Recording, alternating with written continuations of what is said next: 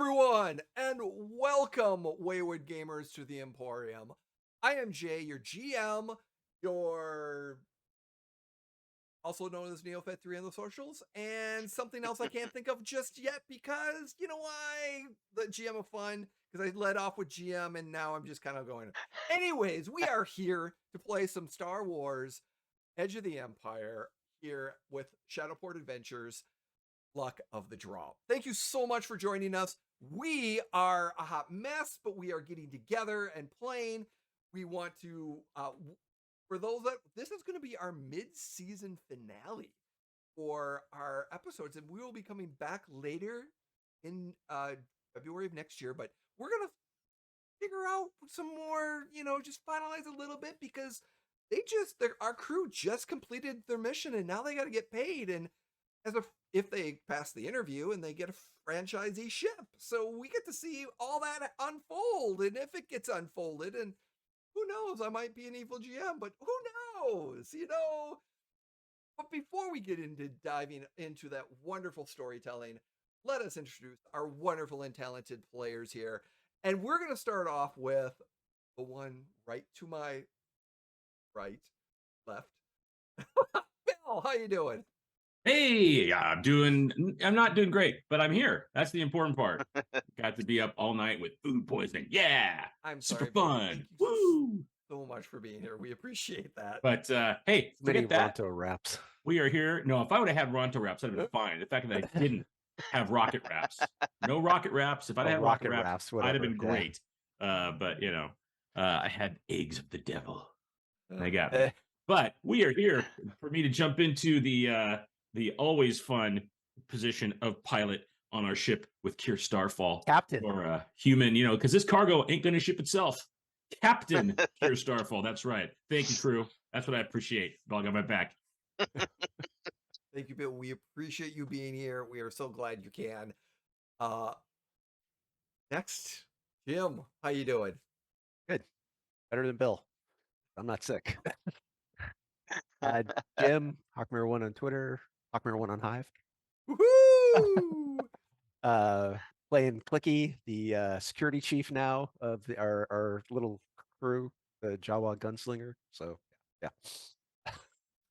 Wonderful. Thank you so much. Emily, how you doing? Doing all right. I'm a little, if I mute myself at random, it's because I'm trying not to sneeze into the mic, but I'm doing all right. Formerly known as M on Twitter and on Hive as well. I have moved some stuff over there. So I will be playing Linu Rat, the Polis Mawson first mate. Ooh, titles. I'm sure that will never backfire. Awesome. Thank you. Adam, how are you doing? Hi, I'm great actually. Hi everybody. I'm Adam at Hubuck on all of the social medias except Twitter. So sometimes it's with two O's. If you don't find me at HOOBUK, try adding the extra O in there and see you might find me. But I am playing Shiloh Din, the Togruta ship's medic and general nervous person and skeptic. General nervous person. General nervous person. Yeah. Okay. I would concur. Thank you, Adam, for being here. Last but never least, Kurt, the man, the myth, the legend. How are you, sir? Thank you everybody for tuning in for my continuing battle of RNG with Roll20. Tonight's episode looks to be a real nail biter as I will fail everything that I do this evening. Hi everybody, I'm Kurt, also known as Covenant. You can find me everywhere at my name. More importantly, you can find me as well on Hive at Covenant. It's fun. It's real simple. I'm actually gonna start using it for some reason or whatever. But I'm playing Chaff. Our Chaff Chaff is the ship heartthrob love interest of Yeah. Shiloh. Captain That's Sexy. yeah. He may I don't know. Captain's Kier. He's quartermaster sexy. Wow. I have been no, Wow. like Captain Kier may be Sexy. captain of the boat, but I am captain of the sexy, and That's right. right, that's just how it works. It's a 2-captain job, right? That's I mean, it's just how it works. But yeah, no, past that, I'm excited to see what happens tonight and see see where we go. More importantly, something that I had forgotten that my character actually does is that he just gets paid for showing up. So we have credits for modifications if people Oh. are nice to me. We will we'll explore that a little bit too, because it's not automatic. It is automatic, but we have to have a storyline, and that's I have a bank account. I have and I quote, spent the XP for a sound investment. Whatever that sound investment may be, it is probably the unfermented milk of a Nerf. But I mean, it Wow. works. It is a sound it gives me a small percentage, small Exactly. dividends. Exactly. And once you get back to the location, you're going to indulge in those sound investments to come. But while you're wandering around in space, being able to get them. Listen, all I'm saying is if my bank can take my money when I'm on the other half of the planet, they can do it when I'm across the space. All right. True. It's a digital age. Very true. All right, Steed. Very true. Very true. Welcome, it's everyone. A digital age. It's a digital This age. is all I got going for me, man. Let me at least have my money. You will. By no means am I, as a GM, going to not say you don't have your money. I just want to come up with a nice story version or story reason why that money is coming. And since we don't have it right now, we're going to create it. I'm together. skimming it off my dad. Hey, GM, baby, I got your money. Don't you worry. No, I am worried now. I am 100% worried. Thank you for joining us, everyone. Yes, I am Jay Neofed on the socials, including Hive, because I just jumped there, which the Emporium for the Wayward Gamer also will be joining Hive, and we will be getting all that wonderful social information later on. But right now, we're going to dive into a little Star Wars RPG. And where we left off is our wonderful crew just finished the second part of their interview process to be able to get a coveted franchise staple from Raxel, who is wait. Coveted. It's he's only got, there's only a certain amount of people that get these, and you're the first all right. one. I just coveted is yes. Our ship, the plot hook. Yes, because as payment to be able to start your franchise, he's going to offer you a ship to be able to start off and be able to make your runs, your delivery runs, your smuggling runs if you want to use them, your independence. And you've just completed the second part of this investigation, the trust building part of the episode, which if you did not check out, I have to say the facial expressions of it was that easy on one of the runs was truly entertaining, because the first two runs were difficult. There were some tests there that the crew had to abide by, basically get through, and to see if they're trustworthy, that they could, deliver without stealing stuff. And well, the second one, there was some shooting involved, how well they could defend themselves. And the third one was a simple handoff. And I think several crew members were like, hey, is that it? And yeah, that was it. No, I think everybody was, hey, is that it? Yeah. We were extremely surprised. No, that's the way it's supposed to go. That was the way it's supposed to go. The only one who wasn't was Kier. Yeah. Everybody else was like... and as the GM, I was entertained to throw that at you, because you've been so difficult. I'm like, yeah, that's supposed to be like this. And Thank you. It was truly beautiful. So we pick up back at Port Moors on the planet of Darling Boda. Port Moors is one of 3 Shadowports on Darling Boda, the planet located in the Athon system, which is the same system as Bespin and Hoth. It's kind of in the southern area, kind of at a crossroad. And as you've landed, you're in a ship that you've borrowed from Bliss, who is the owner of the Joyful Bliss, and your contact for this particular section of the job.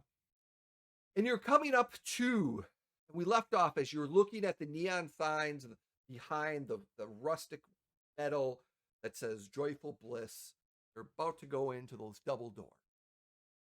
And the camera pans to you as you're standing in front looking at them. What would you like to do? Walk up and push open the doors. And as you walk in, the wafting... Mickey, I'm going to have to teach you how to make what we refer to as a dramatic entrance. Yeah, You just... Clicky, as he's walking forward, you see this. Would you like me to make your coat? Would you like me to make your coat wave in the breeze again? Yeah, well, I mean, yeah, actually, I mean, that would be the idea. Just pick up the edge of the coat and just flip it backwards. Lena, you get me. But more importantly, even his fingers is hairy. Wookiees ain't even got hairy fingers, but like, what's up with that? You're mute. Yeah. I gotta tell right you, for the bar. Chat, there are a lot of things about Jawa biology that would really disturb you. I don't reckon I really want to know that. I don't. No. It's like he turns around and winks at Chaff and keeps going. What does that look like, though? What does a Jawa winking look like? Is it like just somebody turns off a flashlight and then turns it back on? Wink. It's like when you just twist the mag light to focus it. And Yeah, then... right? Like, like, what does that look like? Pretty much, yeah. So as the doors open, it's kind of lively in here. It's about 3/4 full.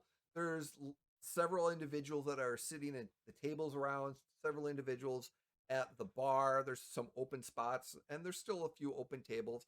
People are enjoying and indulging. And behind the bar, you see the very muscular, strong, tan, bronze skin colored, balding hair with the earrings kind of coming down. He's got a different tattoo over his face. It's a different that he's got over. It seems that his tattoos are painted, that he changes whenever he feels the fancy. And he's just being very entertaining and meeting his individuals at the bar and talking to them and getting drinks. So, yeah. What would you like to do? Kier's going to walk up to the bar, take the keys to the swamp driller, and just slide him across the bar to Cece. And like, all right, job's done. Oh, and just as C was talking to someone, kind of quickly moves over and like still talking, but backs up and puts the hand right on top of the keys as it hits in a way. And it's just like, oh, pardon me one moment. I'll be right back. I have to deal with some of these individuals first. They seem to be their attention. They need my attention. I'll be right back. And they turn over to you and like, well, if it is not the wonderful crew. How's my ship? GM, quick question to Yes. remind me. Did the ship take any damage while we were on our runs? It did take some it did not take any hull damage. It did take some strain damage, which and do you remember what that strain was from? The ion, and also missing an comet and going into bumping into another ship. So some mild superficial hull damage. Yeah, more or less. Yeah. So the worst of that damage, though, was from the ion cannons. That did like the most single hit of strain. Just so you know. That's fair. Yes, see, there has been some mild damage, nothing that couldn't be expected from a run where it turns out that your recipients were shooting lasers at you. Did you lose my baby? No, I did not. It turns out the people that we were delivering objects to for you wanted to shoot at your ship to determine our ability to You might want to talk to the adapt. captain of the Muddy Boot or whatever the hell its name It was the Empty Boot, and Captain Ramos. I've already. Oh, actually, no. That was Captain Ramos is a different one. Yeah, he was on the bigger ship. He was on the bigger ship, but the as he comes back, it's like, oh, I have spoken to the captain of the Empty Boot. He seems to be quite upset. He's not exactly sure, but his ship suffered some catastrophic malfunctions after leaving you. What a shame. And had to get towed to dry dock. Well, you should know that the Empty Boot was full of voodoo, and I don't care what happened to him afterwards. That is good to know. That is very good to know. I do apologize. It appears that some of the reports I've been getting, were a little bit too aggressive. I was not anticipating those fighter ships, so that I understand is that was the problem really became that he expected us to take out his trash by giving them not the ability to accurately defend themselves, even though we're armed to kill, and very much not part of the contract and not really the vibe we were going for on this, what was supposed to be a milk run. True. I believe that captain took a little bit of zealous to see if you were actually going to be stunning them, or or if you were going to destroy, and how well you were able to defend yourselves. You proved yourself. This crew's known for one thing and one thing only. Clicky ain't got a stun setting, so and that is good to know. That is very good to know. Now, I do have your credits, and we do need to have a discussion about the next stage, because from my calculations and the information has been forwarded off to Raxel. I believe he is going to be sending you information on congratulations, and that is for a formal offer of franchisees and a ship, I believe. And then GM follow-up question. Yes. That subcontract we took from the last ship, did that say that we needed to collect our payment from Raxel, or did that say that where we need to collect our payment? The 5. You will collect it from C. Okay. Yep. So I also understand you have some, which brings up. I also understand that you have some additional cargo that the last ship wasn't able to make his delivery. Yes, we took a subcontract from the final ship because they were no longer able to move. And do you have that shipment with you? Yes, and the subcontract itself. Yep, it's in the ship. Oh, well, I need you to bring it to the hangar then for the completion. I thought we already did that. Yeah, I was gonna say, I think we already dropped the shipment off. We dropped the shipment off. Oh, did we? Okay. You did drop the ship off, but the cargo was still on the ship. The cargo is No. I thought our plan was to deliver the cargo and then come back to Fort Moores. Yeah, because that was where we that's saw right, because some it was kids the kids steal a steal. skiff, and that's right. That's like right. that. Yeah, that's right. Yes, you delivered and then you came back here. Yes, that's so. Then yes, so GM forgot that part. Yeah. yeah. We delivered that already. Yeah, not a problem. You know what? Excellent. I've got the credits for that job as well. Then, all right. Well, give me a few minutes, socialize and enjoy, have a drink, and we'll be I'll be right with you. What y'all think? He putting up like what, 250? Shiloh, what is voodoo? Voodoo. Voodoo. Hoodoo. No. It's the stuff that comes out of animals' Oh, behinds. Yes, feces. I've never heard it referred to as such. Oh, It's real common in the Outer Rim. yeah. There's a whole lingo that goes around here using Galactic Common and just sort of adding some random words. I think that one actually comes from Jawaiese. All right, we don't speak much. That's all right. I'm happy to explain anything I say. Clicky's gonna Well, Clicky's gonna take his trail off. drink and look over at the gambling table again, Mm-hmm. the race table, and he's gonna turn and look at Chaff, and he's gonna kind of bump him and kind of and start walking over there. This little shit. He like slams his hands down, gets up, and just starts walking over there. Shiloh's voice just kind of trails off watching Chaff walk away. Listen here, you little shit. You ain't gonna get it this time. So what are they betting on now, Jay? You know what? There's still pod race. I mean, pod racing is kind of going. There's probably yeah. There's the droid league. No hut ball.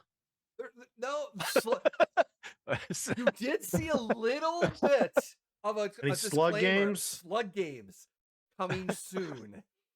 Bet on your slug games coming soon. As underneath the of the screen, you see the little tickets that are coming through on the bottom. Annual slug games soon. At least your bets will be open.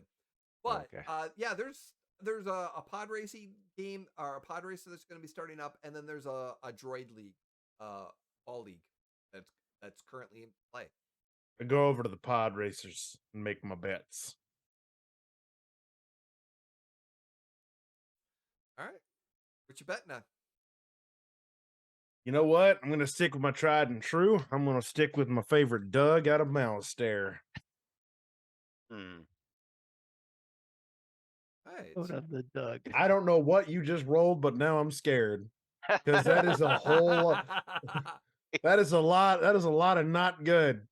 I am just rolling some dice because it appears that we get some dice kind of going, so so that our people can actually see some dice and things. But one of the other things that it appears that we have not done yet that we need to do is that there's an obligation roll, or more or less a destiny pool roll that we need to roll, that we should have done at the beginning of the game, but you know what? That's okay.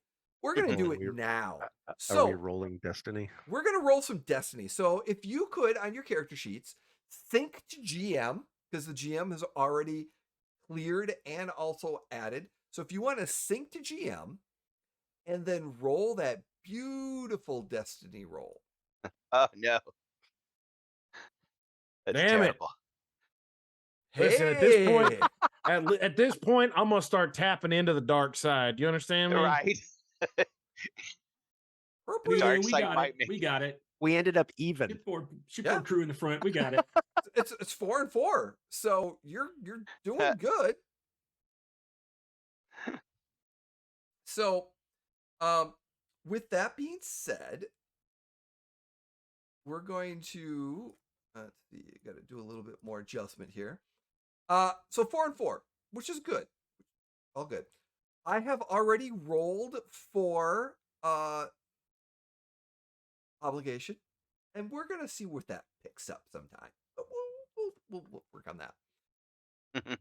So we're gonna start off with we're gonna come back to Chaff and Clicky as they're looking and trying to bet. While that's happening, Kier, Linu, and Shiloh sitting at a table. They're going to be going, what are you wanting to do during this small time?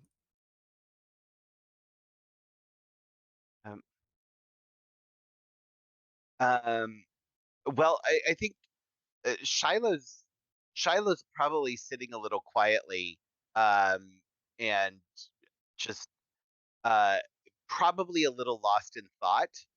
I don't know if either of you would pick up on that, but it's not being hidden in any way. Okay. I guarantee you, Lena would pick up on nothing. Right. Hey, Yeah. I just want to say, something. Blank slate. Like, Yeah. I just want to thank both of you for being really supportive of my role as captain on the ship. I'm going to do my absolute best to make sure everything goes smoothly. And I think we've already worked together really great. And I just want to let you know that this is a responsibility I don't take lightly. And I'm really looking forward to us having a really successful franchise. Wait, okay, so that wasn't just a thing we were joking about? We all You're voted. welcome. So oh yeah, of course I'm kidding you. Of course, I'm just sort of poking fun, because we all voted, obviously, to make you captain. Yeah, Captain Starfall. That has a nice ring to it, like a video novel or something. It absolutely sounds like a video novel character. Yeah, I always thought my dad was kind of a video novel character. He was he was a pretty funny guy. So, and he was Captain Starfall. So He was a captain too? yeah, he was. So Family ship. that's why you know how to fly so well and you know all this stuff? Is you just grew up on a ship? Not really. I mean, I did grow up on a ship. We made a lot of calls to ports, but something happened with my family pretty early on. I was pretty young. I kind of got I was kind of alone on the planet for a while, but I grew up on a ship. I knew, I learned a lot just by doing that, and then I just hung around the starports a lot until I got on the same ship Cookie was, and I spent the last 5 years basically working my way up and piloting. So what happened with your family? Well, they were there was a pirate ship attack, and my dad went down with the ship. I got out in an escape pod, and my mother and my sister, I think, got an escape pod, but it was a long time ago, and I've never found them. So, that's awful. Yeah. It was a while ago when I was, I was pretty young. So you do what you have to do, right? But Yeah, I'd like to think that my dad would be pretty proud that I'm a captain already, even younger than he was. So that's pretty cool. I think he'd like that. What if we found your mother and sister? Oh, I mean, I looked for a while. I never really was able to pick up their trail, but they did. I know the coordinates of where the attack happened, and there's only so many planets I guess they might have got to, but they could have been picked up. Maybe the pirate ship got them. I'm not really sure. I just never been able to find them. Do you know any identities that they may have had? Names, alternate names, aliases, titles? No. Well, but you've got a ship now, and you can go look for them. Well, I don't have a ship. We have a ship that we're doing jobs on. I mean, I always keep my ears open, but I just kind of gave up. Yeah, but I mean, seems impractical to give up. You're not always going to be doing you're not always going to be doing a job. You'll have time to look in between jobs. And so long as you're alive and they're alive, there is a chance of re-encountering each other. Yeah, I guess that's the thing. I don't know if they are. I hope they are. I mean, I miss them. That'd be great. But it's a big galaxy. So I looked for a while and I just have never been able to pick up a trace. But I don't know. I mean, maybe that's something while we're out doing our work we hear something. You all have a lot more skills than I do in a lot of different areas. So, yeah, I've got basically one skill. Well, I mean, it's actually a lot of skills with specialized knowledge that very few people have and are capable of. But I mean, it's just the one thing. Luckily, everybody needs a doctor eventually. So, Well, that's not necessarily true. Everyone needs a gravedigger eventually. Ha well, ha. okay, Ha ha. Wow. that was you did a joke. Linu. That's fantastic. was that a joke? Lidu just told a joke. I mean, it was funny if I take it as a joke, but sometimes I'm not sure, which is what I like about Linu, as I'm not sure. Well, if it makes you feel any better, it's what I like about all of you, because I'm not sure.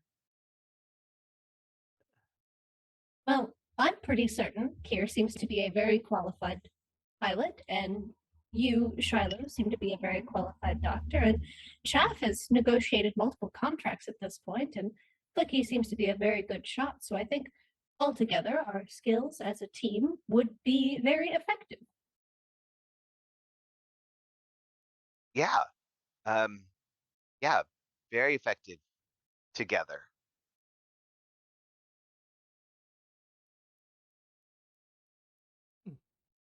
Very effective. Yeah. As long as we don't have to go back to Tatooine, that's fine. Let's be effective.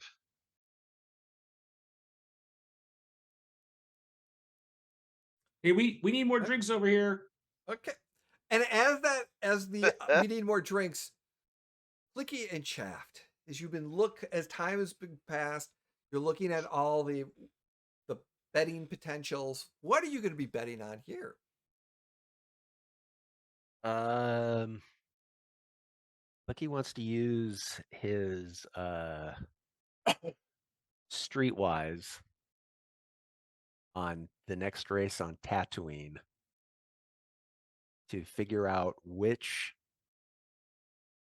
not necessarily the winner, but which pod he can actually win the most money on by like doing like a win, place, and show kind of thing. Okay. Based off of everything that's going on. Right. All right. I like that. Because it's on Tatooine, giving you a boost.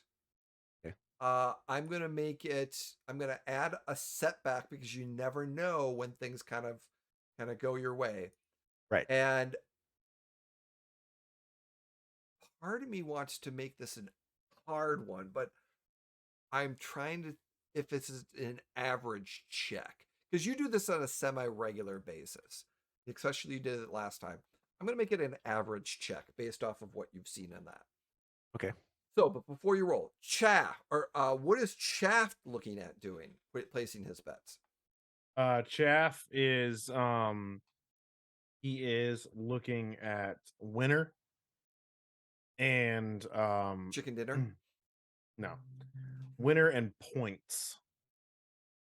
Any particular system or game, or just picking just random? Oh no, I mean I'm gonna be looking at the same one old Clicky's looking at. And looking at the racers that are there. Okay. He's gonna try to beat Clicky. All right. So Clicky, after what happened last time. Clicky, I'm gonna give you the first roll. So the dice are set. It's not about the money. It's about sending a message. Clicky's gonna push 200 credits out. Okay. All right. I match his bet. And then Clicky pushes another 100 out. I match his bet. All right. So it's 300. Okay. Clicky, you can roll first, not Chaffed. The dice are set for Clicky. When you're ready. Actually, you know what? Time out. We said that last time that Chaff needs to roll first so that his dice. So we're going to go back and then. What am I rolling with? Well, you don't have the gambling skill yet, but you can get a gambling skill if you would like eventually down the line. But you're going to be pretty much rolling streetwise or Oh, what's another good when it comes to this? Cool. Underworld? No, Delivery? Cool. Yeah. I roll my cool. You know, actually, no, cool doesn't look like the right I mean, I'll one. roll streetwise. That's fine. I'll roll streetwise. I feel like cool would be good for like card games or things where you have to Yes. bluff. That's Yeah. exactly what it's used But- for. So yeah, it's gonna be we're looking at that streetwise to be able Alright, to streetwise. be able to do that. So the dice pool is set free. It's gonna be an average check. There's gonna Mhm. be a setback, but they're waiting for you and they are ready for you to roll. So go You know for what? it. You know what? Actually, I'm gonna spend a force token because Chaff needs a win. He really Yeah. needs a win. He really does. He really needs a win. So he's gonna tap into that like, I'm a winner. I'm a winner. I know I'm a winner. Yep. So he is gonna tap into that. Use the light side. There you go. And I've And- upgraded it. So I've already upgraded in the information in there. So yeah. So now here we the go. dice pool is set. Let's see what we got. Wow. Fucking Okay. wow. That is a flat. You didn't lose and you didn't win. But you lost. Buddy. Yeah. Clicky. You only have 2 cunning? Clicky, could you please roll yours? Kurt has given up.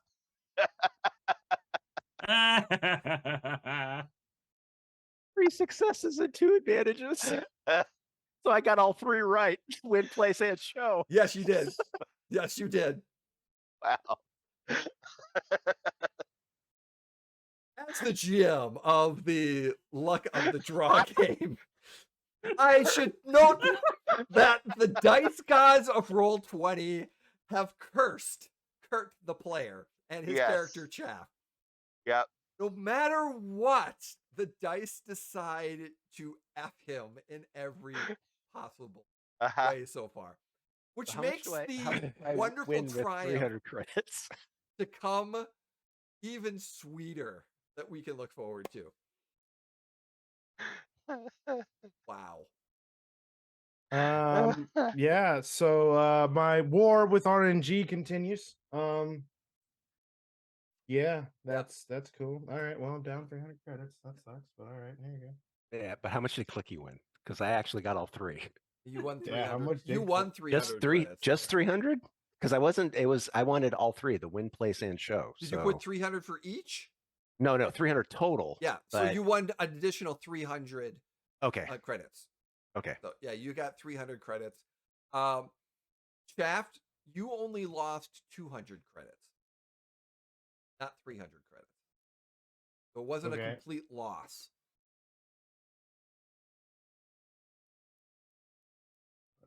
Wow. Nice. Chaff is a Terry Pratchett character. Thanks. Thanks. And around this time, Oh. C kind of comes like, oh, and it's carrying a little briefcase of a little, metal briefcase. Walks over to your table and slides it on. It's like, oh, did he lose again? He doesn't. No, look if very they happy actually right say that, he literally pulls out his blaster and slams it on the table and just stares at him like, say what again? I'm sorry. I my mistake. I meant to say, did he win again? As they're looking at Clicky.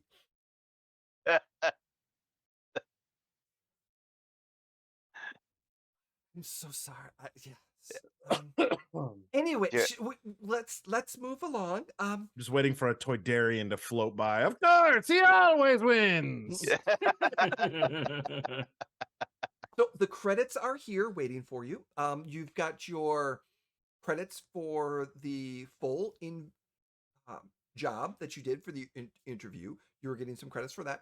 The additional 500 credits from Captain Romos that for the delivering it to the at the other port. So you're good. And so yes, Raxel is giving me the information to provide for you. Your ship will be waiting for you to select from. He's got a small inventory for you to select. It's going to be located on Mos Shuda, just in the outskirts of Mos Shuda on Tatooine. Here are the coordinates. Oh. No, good. No, go on. Go on. So it's I should. The coordinates when you arrive, you're gonna be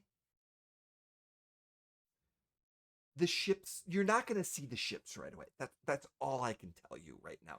You're not gonna see the ships right away, but go to these coordinates just outside of Mos Shuda, and you will be met by Rax, and he will bring you to the to select your ships. Which brings us. How are we getting there? See how are we That's- using the swamp driller? And Well, that is one of the questions I had for you. Is you see there are two ways I think you could get there. You could take public transportation and take one of the transport shuttle ships to get you. It'll take about a little over 14, 15 days to get there. Or I would be willing to provide you with the swamp driller. It's going to be a long trip in that closed confinement.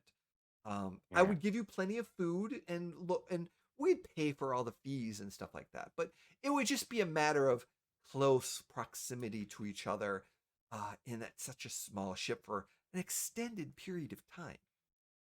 I'm not sure I understand the problem.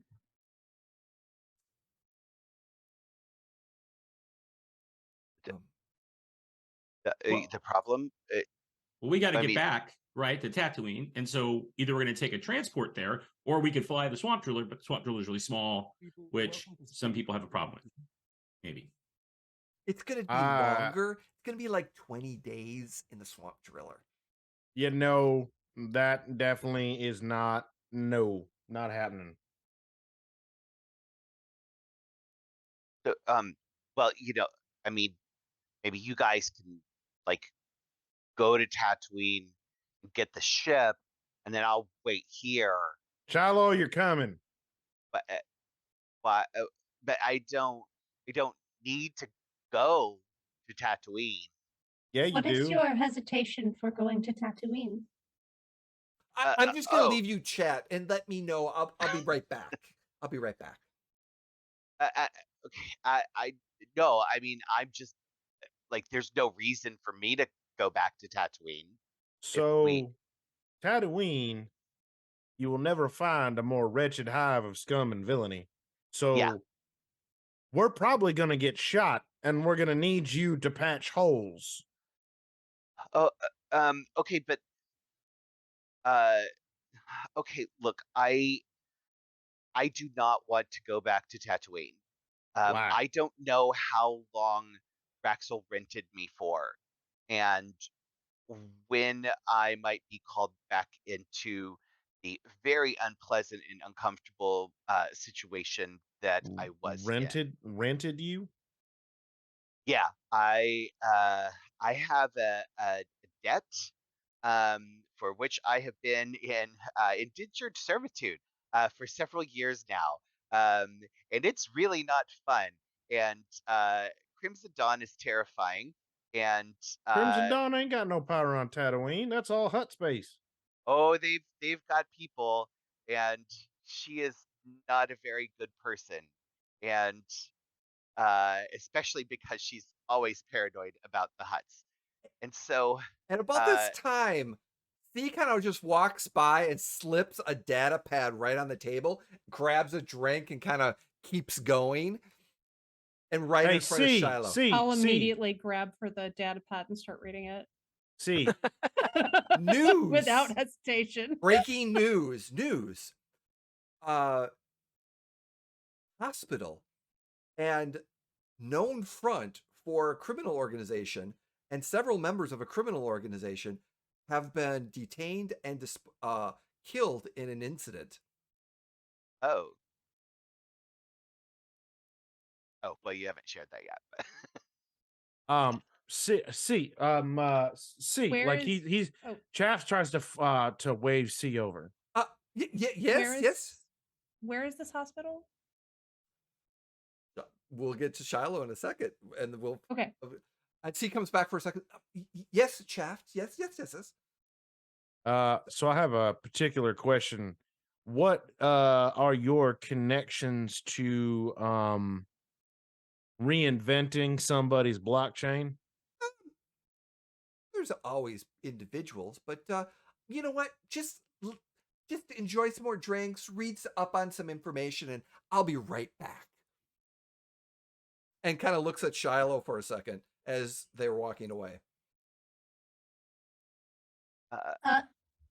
Chaff, blockchain cannot be reinvented. You merely add on an entry at the end of an existing database so that it is always appended, not invented. If you were looking to replace a piece of information, you would be better off going with a different type of data storage method. Right. So we can totally reinvent a blockchain. A blockchain is just your identity code. Oh, you do not mean the data storage method. No, I mean the identity code that is basically identifies Shiloh as Shiloh. Wait, you can change. You're not talking about my DNA, right? Yeah. What we're gonna do is we're gonna strap you down and then reinfuse you with a whole new set of DNA. That's not how it works. You can't do that. That's not a thing that can. Oh, you're okay. Look, I am a very knowledgeable person about a very specific range of things. There are other Shiloh, things the question that you seem to have is that you need to disappear, but not necessarily in the physical sense. Right. So changing your blockchain will make you disappear. I was actually going to ask who was in ownership of the contract and how secure their systems are. Theoretically, if we could forge a wire transfer covering the outstanding debt of causing the indentured servitude, it would actually be easier than forging a whole new identity and hoping no one recognized them. Well, she's not. It's not a fine. It's not about money. She's gotten the money that I theoretically owed years ago. Look, when I left Nerano, my home planet, I had nothing, and except my skills. And the pirates that got me off of there took me to Tatooine and delivered me to this crime lord, and she has use for me. And so I patch up all of the awful people that that she then extracts favors from, and then finds random ways to treat me like shit and lie to me and force me to keep going and adding on a price for all of them. So would this be the location where she was doing this? And I'll just slide the data pad across to them. Yeah. And there's a little bit of news article of how the Hutt took Timo the Hutt decided to actually it was Jabba the Hutt. There was a gangster war that happened, and that particular location and a rumored syndicate were removed based off of some of the things that are happening. I mutter something in Gruden. And then the other thing on the on the pad as you're kind of going down, you see a small little, almost like a copied and pasted communique, and it basically said Raxel says in 2C, it's like, let Shiloh know they're safe. Oh, they're good. Been taken care of. This. Oh my God. Well, this kind of changes a whole lot of things. Hey,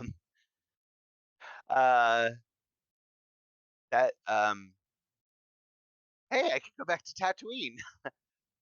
Oh, well, it doesn't look like anybody's gonna be looking for me, hopefully. Do I see, is there like a list of people who were killed? Not a list of people who were killed, but there was definitely an incident in which it appears that there was a syndicate war or syndicate hit that caused several individuals who were killed and more injured, and that there was an exposure of a syndicate within the town that the wonderful Jabba the Hutt took care of. Yeah. I just kind of put the pad back on the table, and I just like shoot the rest of my drink, and I just kind of lean back and say, "Well, it's a shame they didn't have a doctor there." If anyone would like to make an underworld or just a straight intelligence check, go ahead and give me a roll.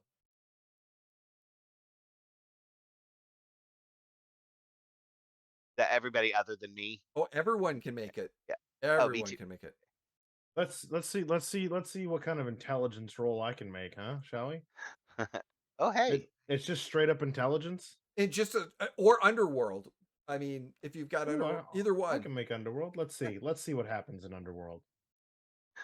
Yeah. There it was a hard test. But Shiloh, you got it. It's Linu specifically. And, oh yeah. And Kier. Well, Kier's got 4 successes. Yeah. Linu's got 1 with 4 advantages, and then Shiloh, you got 2. So, with he just shakes every time somebody says Tatooine and takes another drink. And Clicky, the fact that Mos Shuda was brought up, and Clicky's adventures in Mos Shuda, yes, brings a bell. For those that would want to see, oops, all Jawas, one shot. All Jawas. Clicky was his first backstory event in Mos Shuda. Yeah, that may or may not be playing out in this game's future. Yeah. Let's just say we Dukes or Hazarded a vehicle that shouldn't have been Dukes of Hazzarded. Among other things. That was possibly the just 3 Jawas in a stormtrooper suit. Yes. It was not pretty to look at. But anyways, as we're going, we're gonna Kier, Shiloh, and Linu. You figure this out, is that and the date that this happened was pretty much about a day, maybe 2 days after Shiloh left. Oh. Like, the timing was perfect. Like, specifically, this was like the dots are connected as if this was planned. So this note to C says like it's been taken care of. Does that seem convenient to anybody else? Like, that's a really interesting phrase. Well, I mean, I take it as a very interesting phrase that I don't need to know the answer to. I think the implication is that Raxel murdered those people. Raxel knew something was coming down. and got Shiloh out. I mean, Raxel doesn't seem like. Okay, so Raxel, I mean, absolutely seems to find himself on the shady side of the law, right? I mean, that's something I've understood about him for a while, uh, but I don't I've never felt like he's planning on uh doing horrible things to me.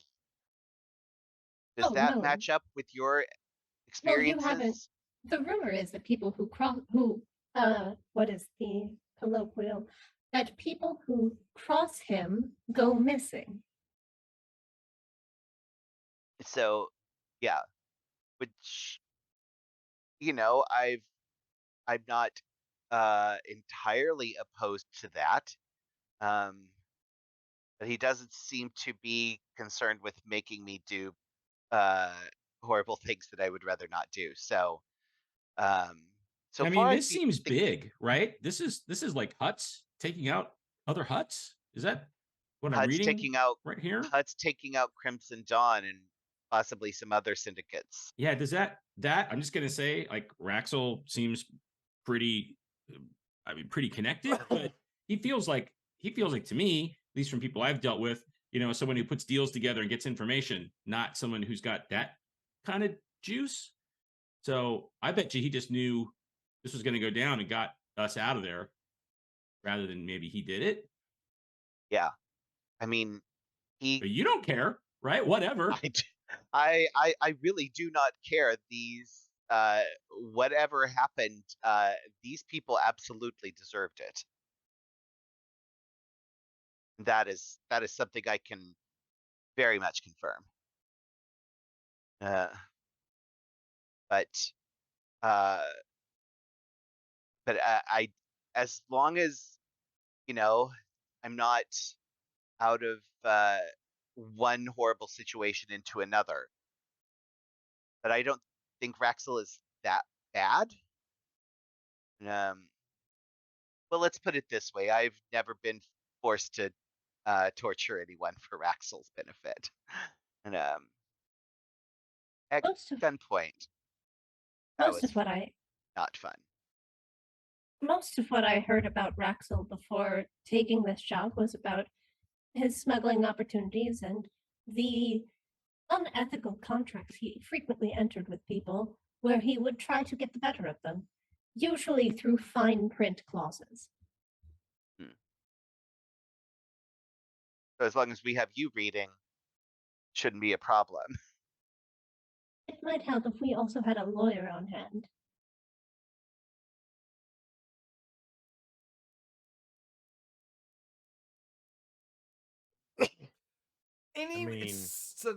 Any more drinks or food? It seems a little tense. Oh no, I just definitely want more drinks. right up. Have you still milling the decision on how to get back, or how did my ship gonna be? Are you gonna be borrowing my ship on a semi-indefinite, well, not indefinite, but an extended I believe the crew has overwhelmingly voted not to borrow your ship and to instead use another method of transport.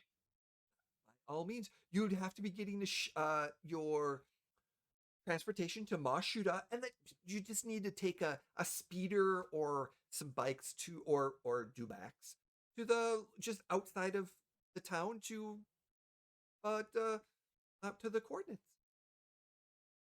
Do you know approximately how much it will cost? Well, to rent for the day or for a week, speeder.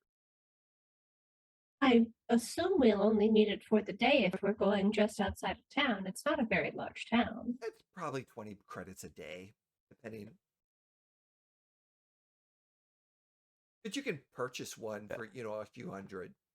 Well, don't they have some kind of service that can just pick us up if we're taking like a transport ship? Well, yes, but you're going to be going, from my understanding, there's a farm or a location that you're going to be going to that isn't on the regular transport. Oh,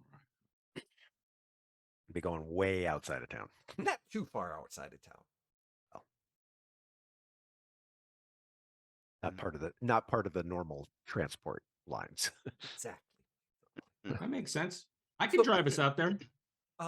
Would you like me to make the arrangements for you to for the shuttle transportations? Marion transports? That would be incredibly useful. Thank you. No problem. Would- I'll be right back. Would you be able to also get us a discount? I don't know how much it would cost. Well, it's on us. It's on Oh. Raxel. Oh, Don't worry, I'm sure he'll take it out of our paycheck. Oh no, honey. No, no, no. This is That all was part not of the within our contract. interview. This is all part of the interview process and the reward of your franchise. Well, that's great then. He doesn't skimp. He looks for talent. And he sees some talent in you. He's not going to skimp. Like at that comment, Chap just kind of like looks left, looks right, like maybe I shouldn't be sitting at this table. Oh, Chaff. Oh, jeez. You need to sit at that table. Yes, you are. And he picked up on that look and knew exactly. No, sweetie, you definitely are at that table. It might be cloudy, but it's there. I could see it. I could see it.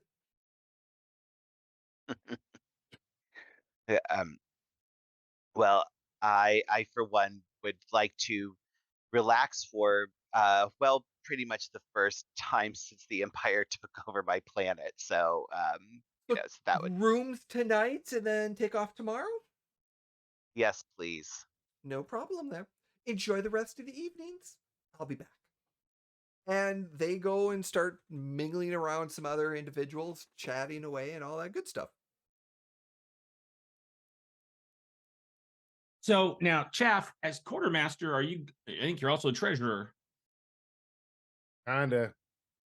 So, yeah, we probably have to figure out ship shares and then if Ivory's getting a share, I mean, I'm willing to put that up to the crew for a vote. well, Avery's previous share is currently in the crew's combined pool. Her previous share being 400 credits. So if we were to continue that trend and make Avery's share the crew's share, it would increase the value from 400 to 1400 because it would be divided by 6, and so 1000. However, Avery is kind of off doing her own job at the moment, and I don't suspect that she's probably going to be sharing them profits with us either. Yeah, probably not. Well, But, then is there a ship share too? Like the ship is going to need maintenance costs, so like we should have a share for the ship. I will, as a GM thing, Ivory did tell Shiloh that any of her shares can be put to the group and she's not looking for anything because Yes, that's she's right. going She for did. something else. So whatever she was supposed to get for this, she wants it back to help with any costs and for the franchise, stuff like that. So so I convey that, why don't we put Avery's share in in a combined pool for us to use to I can't imagine Raxel's going to have a ship that's in perfect shape, and also since I'm a little bit free to do what I want now, and regardless of things that I've said before, what I actually want is to stay with you guys, if you don't mind. And Avery gave me this, and I will just kind of I will lift up, like I covered the coaxium cylinder with my hand, but I just kind of lift it up subtly to let everybody see it, so everybody can see what it is, and then slide it over to Chaff. That should help us get started. I will assess said item. The coaxium It's about 10,000 credits worth. Oof. Ooh. I was going to use that to, try and get away, and start somewhere in hiding. But now I don't have to. So, if you guys will have me, I'd like to stick around and help with the weird, random stuff that I'm sure you guys are going to do. I didn't know you leaving was an option. Yeah. Who the fuck said you could leave? Thanks.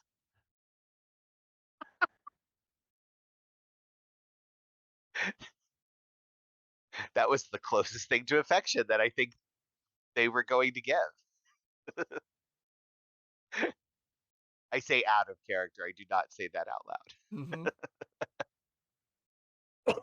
So each crew member gets a share, right? The ship gets a share.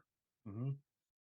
The captain traditionally gets 2 shares, but I'm willing to take my second share and put it towards the ship because I want to make sure everybody knows that I'm here for the team. Math is not entirely accurate here. Like at that whole comment of the second share thing, like chat just turns and looks at him like, is that what your father told you for dinner? For dinner? No, when he was doing contracts and we had crew on the ship, actually, it was more than that. The captain got 2 shares. The quartermaster got a share and a half. Doctor, gunneries, and engineering got a share and a quarter. Everybody else got shares, and the ship actually got 3 shares. But I mean, we don't have a crew anywhere near that big or a ship that complex, so I was just trying to simplify it.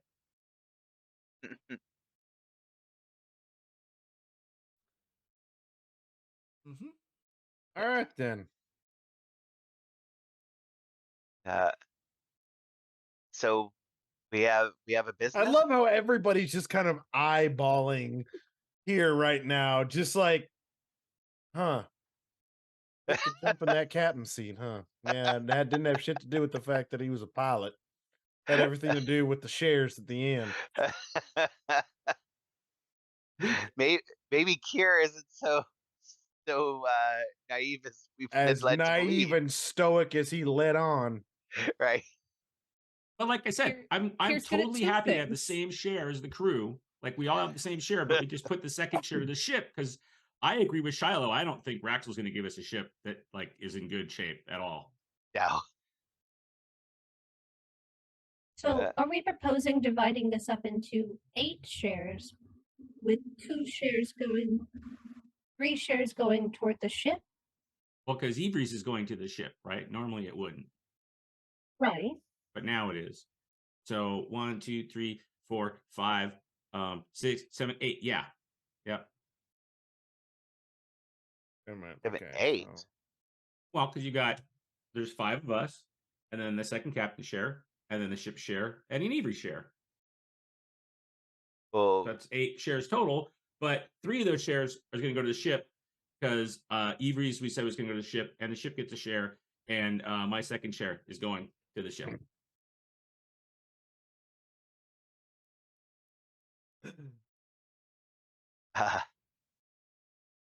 That is what I'm understanding Kier's math to work out to. Yes. Does that make sense? I mean, I'm trying to be super fair.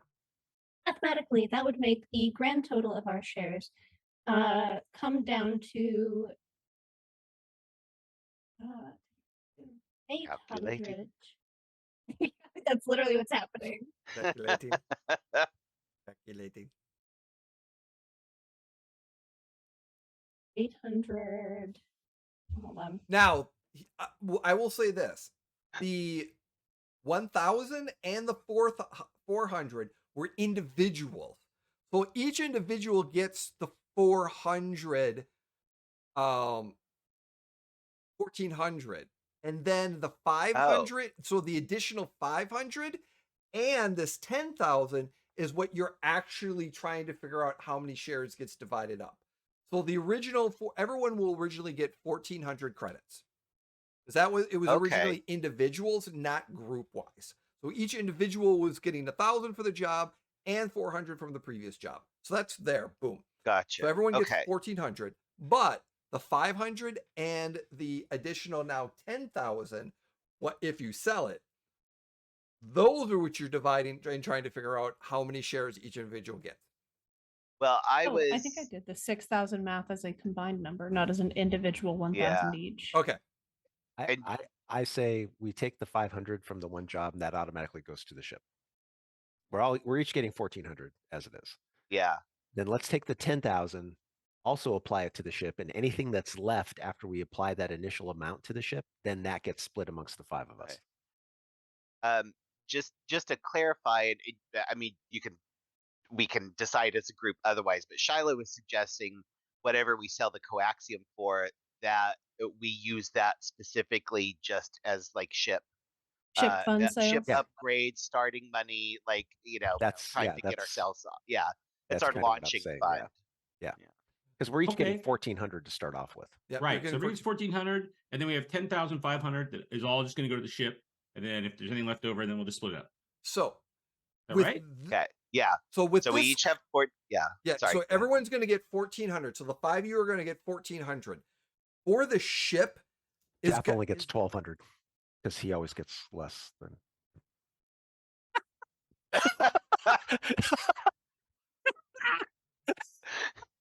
Right. So well, you know if we're what? going by Roll20 rules, Chav has to pay 1,200. Oh no, we're not going there anymore. So wait. Yeah.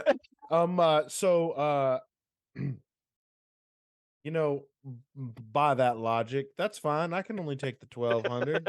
That's fine, because even only getting 1,200, I'm still sitting at a pretty 2,200 credits because I have sound investments, unlike yourself.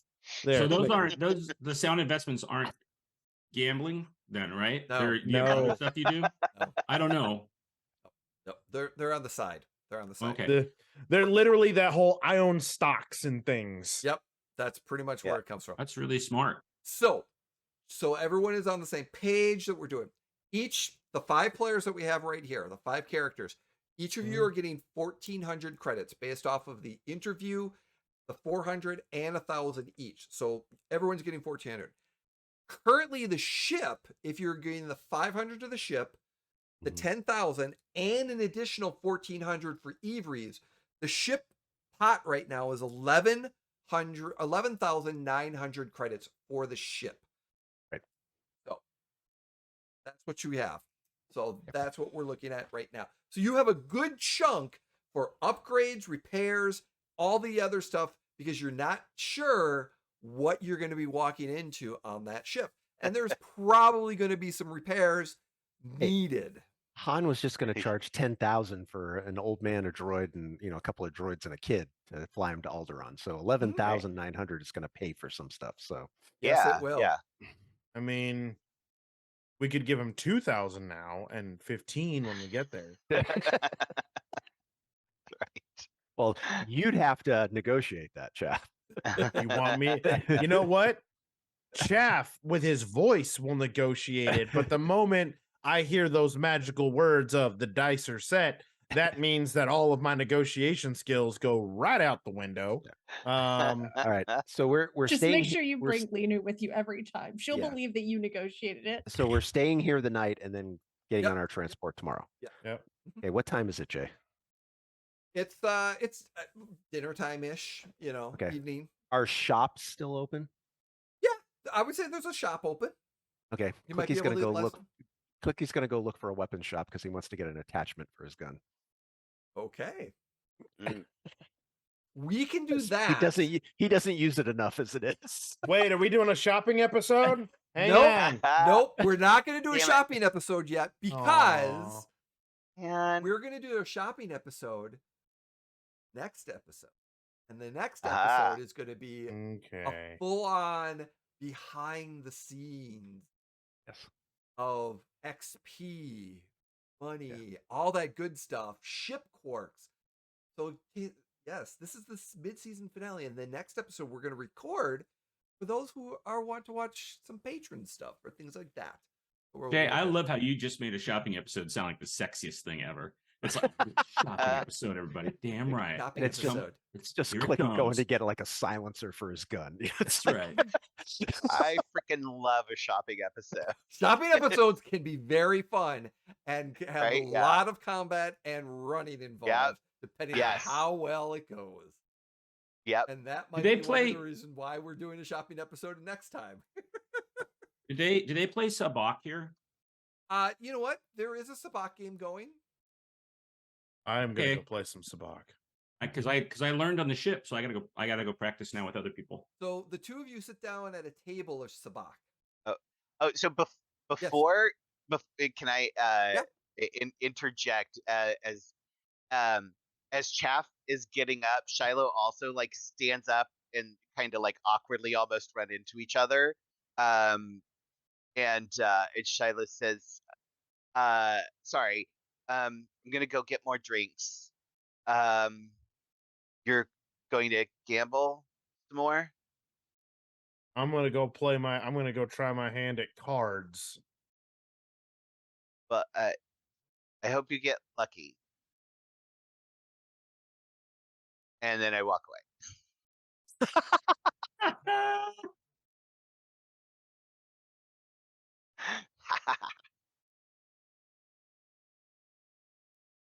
Right, so I go sit down at some cards. All righty. So, I am looking for my Sabak rules because there is a separate Sabak rule on how to play. Because one of the things that you use with the Sabak is you can use a gambling skill, or your cool or deception when it comes to certain rolls. And how well you roll, depending, is how well whoever has the higher roll wins the hands and stuff like that. But there is actually some Sabak, quote unquote, rules that are got. So while we're doing that, we're going to be looking at additional information. So the evening's going to go. So you're going to be the two of you are going to be gambling. Clicky's going off on a shopping episode by himself because that's not going to cause any problems or issues. Nope. Linu and Shiloh, what are you doing in the bar, the cantina? I actually think Linu might want to go shopping with Clicky to get tools. Because I don't think we have. I think there was a tool set you and I talked about that she doesn't have yet. Okay. Yeah, she doesn't have a slicer gear. Yeah, she doesn't. Yeah, exactly. She doesn't have slicer gear yet, which she could definitely find potential slicer gear here. So I might actually send her off with Clicky to go find slicer gear. I'm sure that will go incredibly well. Oh, but of course. We're getting slicer gear and guns. Nothing can go wrong. Nothing absolutely could go wrong with this episode. That looked like a Animatrix film. Yeah, that would be kind of. So, all right. I just found some information, so I'm going to post it for you all. So let's see how this goes. Oh, really? Okay, so it's being difficult. All right, so I will get this information off in just a moment. So you sit down. So describe for me, Kier and Chaff. You're going to go sit down. Is there something? There's one group that's there, and there's 2 spots open. Describe for me who is sitting at the table. Who do you see at the table? Well, there's the stereotypical Deveronian who's sitting across, just looking at, both of us. Mm-hmm. Not Clicky, so that Chaff breathes a sigh of relief. There is a particular little Jawa there that Clicky feels the need to, kick at any given point in time. No. And I don't know, Bill. What do you think? I said there's a Deveroni in there. What you pick some? I think there is. And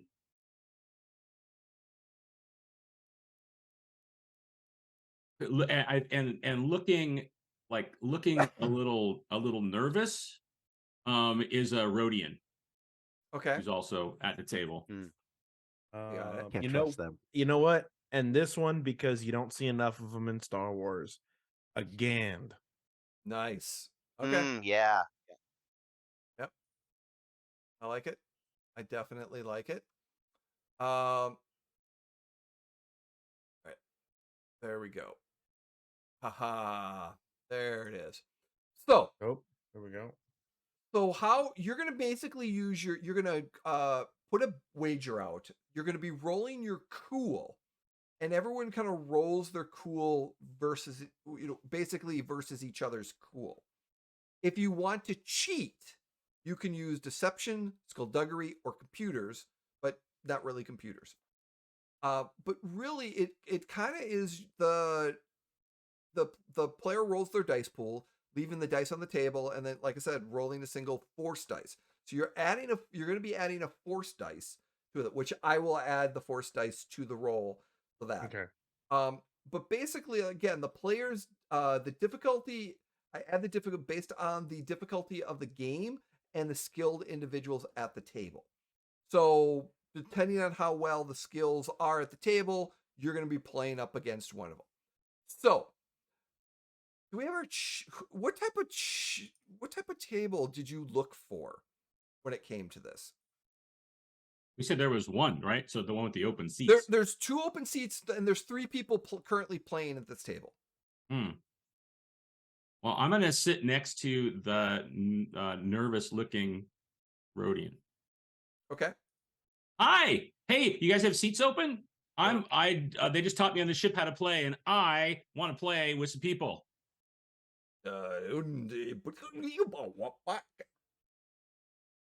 Next hand. They're like, next hand. Yep. Come on. And the driver is like, seat, please. More welcome. Yes. Chaff, are you gonna play? Yeah, I'm gonna sit down. And he sits like you know what he does? He pulls a Will Riker. And he steps over the back of the chair and then sits down at the table and just kind of Riker. All right. I love it.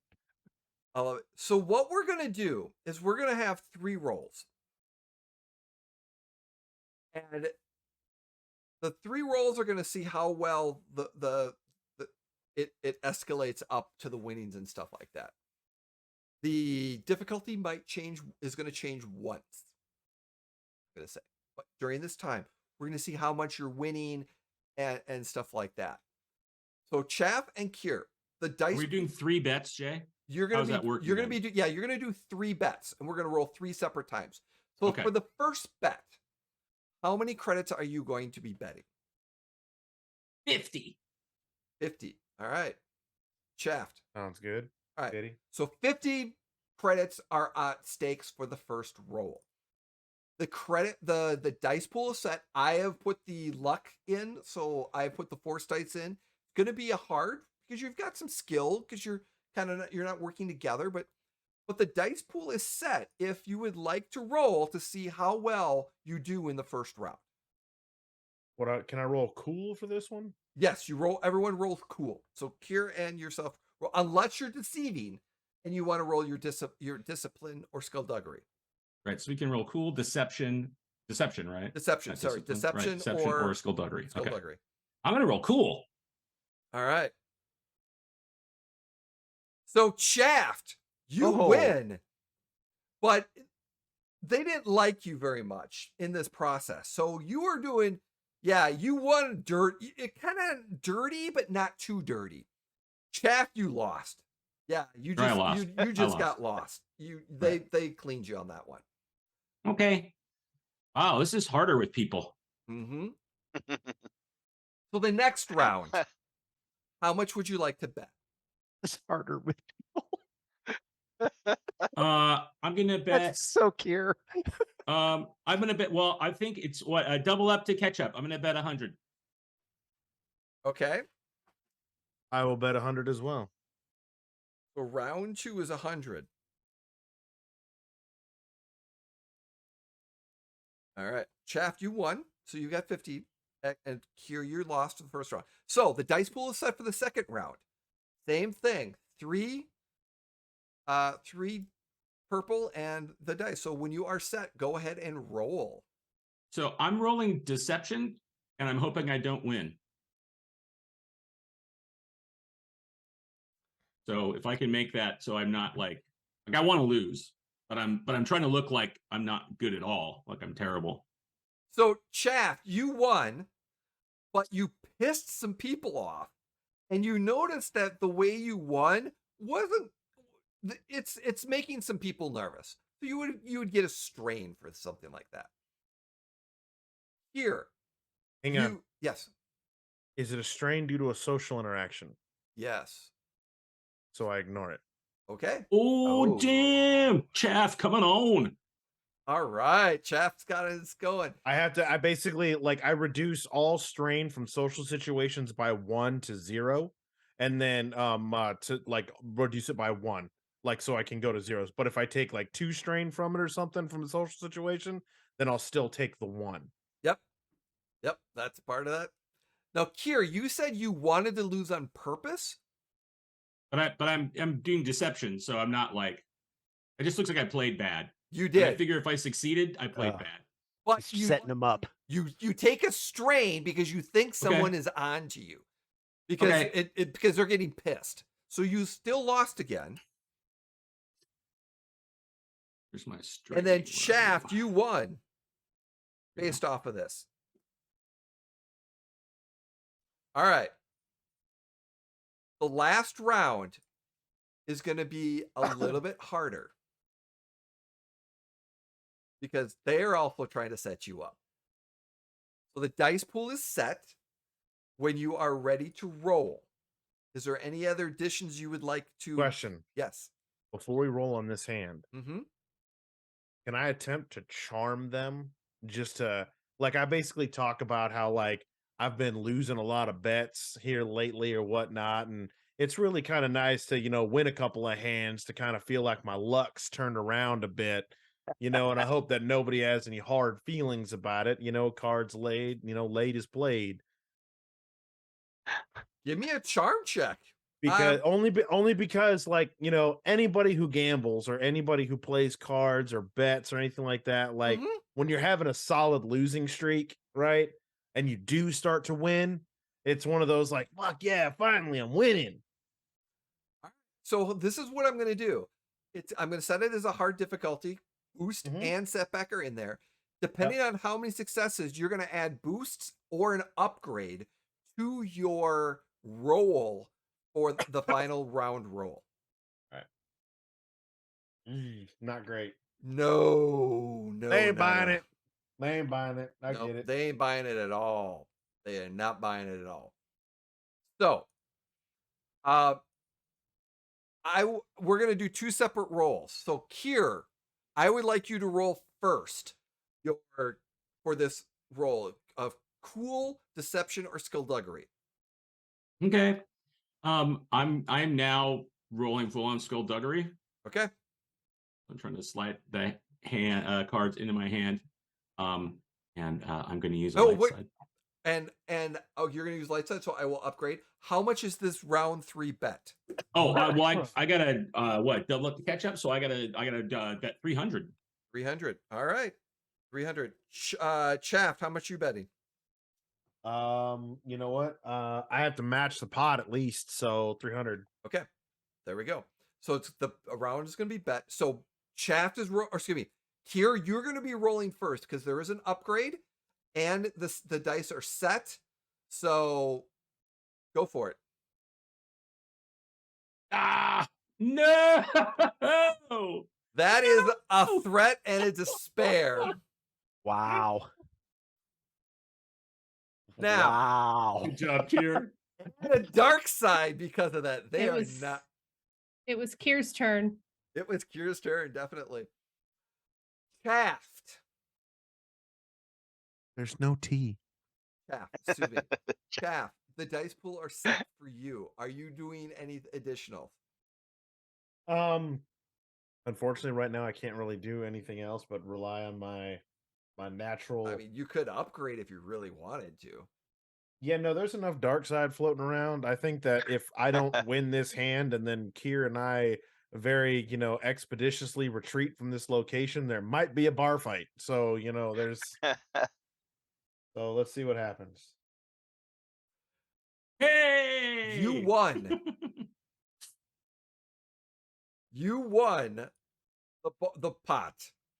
And as this is going on, Shaft, you're like, oh, and as you're pulling the money, the Gand grabs Kier's hand and notices that he's been cheating and basically goes big on and just gonna smack Shaft or smack Kier. And we're gonna roll initiative, actually. Hey, before we roll initiative, Chaff's gonna look at Kier and go, "Really, man? Really? You said if you're not cheating, you're not trying." That is not what I said." Oh, look, he's not there to help Kier. Nope. Are we going all with cool? Are we going with cool because we're prepared, or vigilance because it's unexpected? Shaft, you can roll cool if you'd like. Here, he's right. going to be rolling Vigilance. Got it. All right. There we go. 2 successes. Not bad. Oh, I'm sorry. You didn't say the dice were set. No, Right, Jay. they're fine. No, they're set. Okay. You're All good. right. You're good. Shiloh and Linu, if you would like to roll initiative as well. Well, I thought Linu was with Clicky. Oh, that's right. Linu is. Yeah, I think so. So Shiloh, if Shiloh would like to roll. There, Oh, man. I got Okay. Linu out of one fight already. Just in case. Where's my initiative? Combat, right? Ooh. Where? I always forget where this is. Under combat, it's at the top. Go to your combat tab and then initiative. Oh, there right was. below your Okay. stats, yeah. All right. Vigilance. Okay, there we go. Nice. Yeah.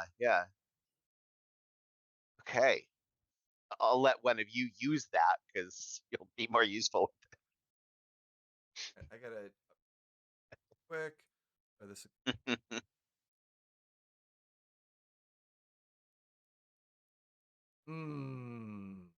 Okay. That just not working right. All right. So GM has to do it a different way. No, it's working perfectly. They have 0. They get no initiative. All right. They would. Doesn't Chaff have the same ability that Clicky does, where he can take a strain and add to his advantage or his initiative if he wants? Not yet. Oh, I get it. And my next tier down on my ability chart, I get it. oh, okay. I had to basically for mine, I had to take all 4 of my first level ones in order to unlock the next one because it's a bunch of straight lines. Oh. All right. So somebody. The career trees are really bizarre sometimes. Yeah. But cool. Yeah, they are cool. Yeah.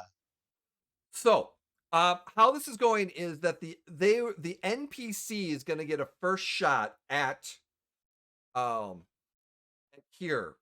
because he got him exposed. So he's going to get his first shot at Kier, and then we're going to jump into a quick initiative round. So with that being said, here it comes. Kier, they're punching you. They miss. They miss hitting you as he tries to punch you, and you kind of dodge out of the way a little bit, Kier. Who would like the first PC slot? Me. So when he takes a swing at me, I think what Kier does is he kind of just uses his foot to like kick himself back. So the chair goes back because I want to get away from the table. Mm-hmm.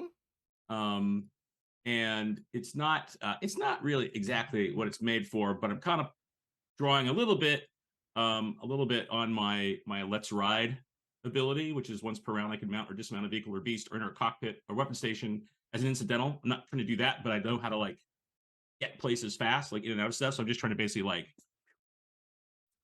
just kick back off the table and like roll away from the table. So that's going to be a maneuver. Are you going to punch or do anything to stance? No. Guarded? No, I'll be guarded when I come out of it. Okay, so if there's someone's going to attack you, they're going to have an upgrade against you. So, okay. Which will bring us to the next player slot.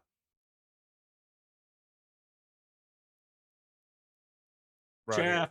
Chaff or Chaff or not Shiloh. Shiloh will wait till the end. Okay. What you doing, Chaff? Chaff is gonna quick draw McGraw, set it to stun, and blast the dude who punched Kier. Oh, that is gonna be a short range. There's gonna be a setback because there's some stuff in the way. You quick draws you have a talent for, and yeah, I'm gonna do that. So the dice. I am in turn gonna flip a light side on this one. Okay, ooh. I will upgrade that. Are you using your maneuver to aim? To add a boost. Yeah. And which one are you shooting at? The one who swung on Kier. Okay. That is being upgraded. Emphasis on stun. Yes. You heard that.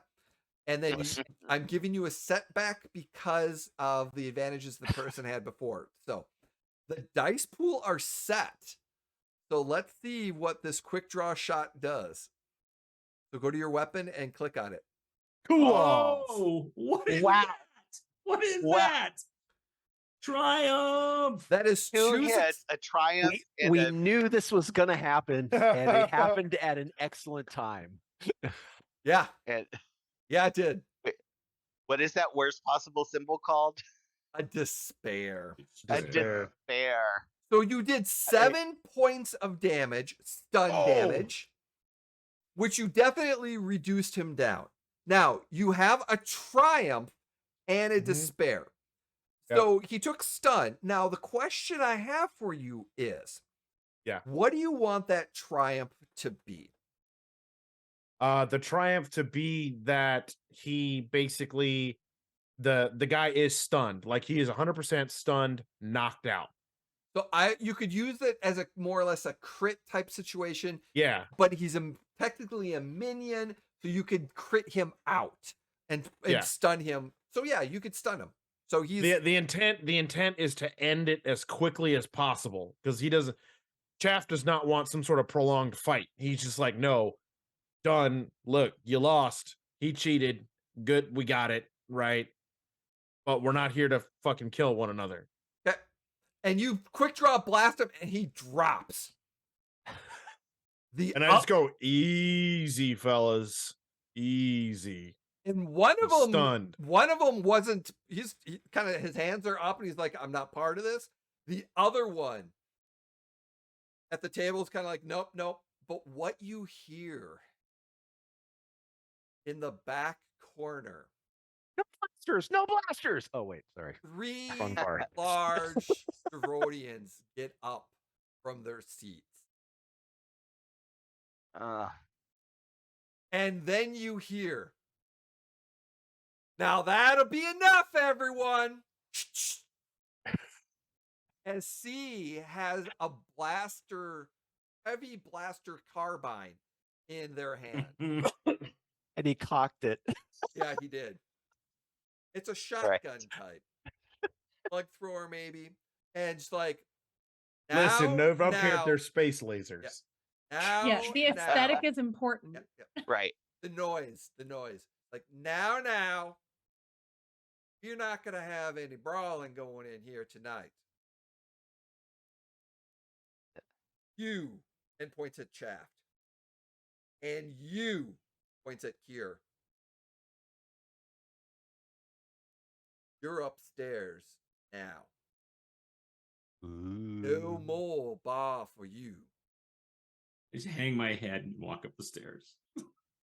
And the rest of your party, until morning, that's where you're going to stay. As for you, gentlemen, you're going to sit your butts right back down, and you're going to enjoy the drink that's coming for you. Pick up your man and go sit down. Chaff, like, as he does that, like, very much like pulls his coat around and scoops all the winnings back into all the credits into it and kind of like holds it up. Look, I won these fair and square. All right. I'm just saying. That might be true. But you are 86th from playing at this establishment anymore. I didn't do nothing. You just shot. Go upstairs and we can have a further conversation. We're done here.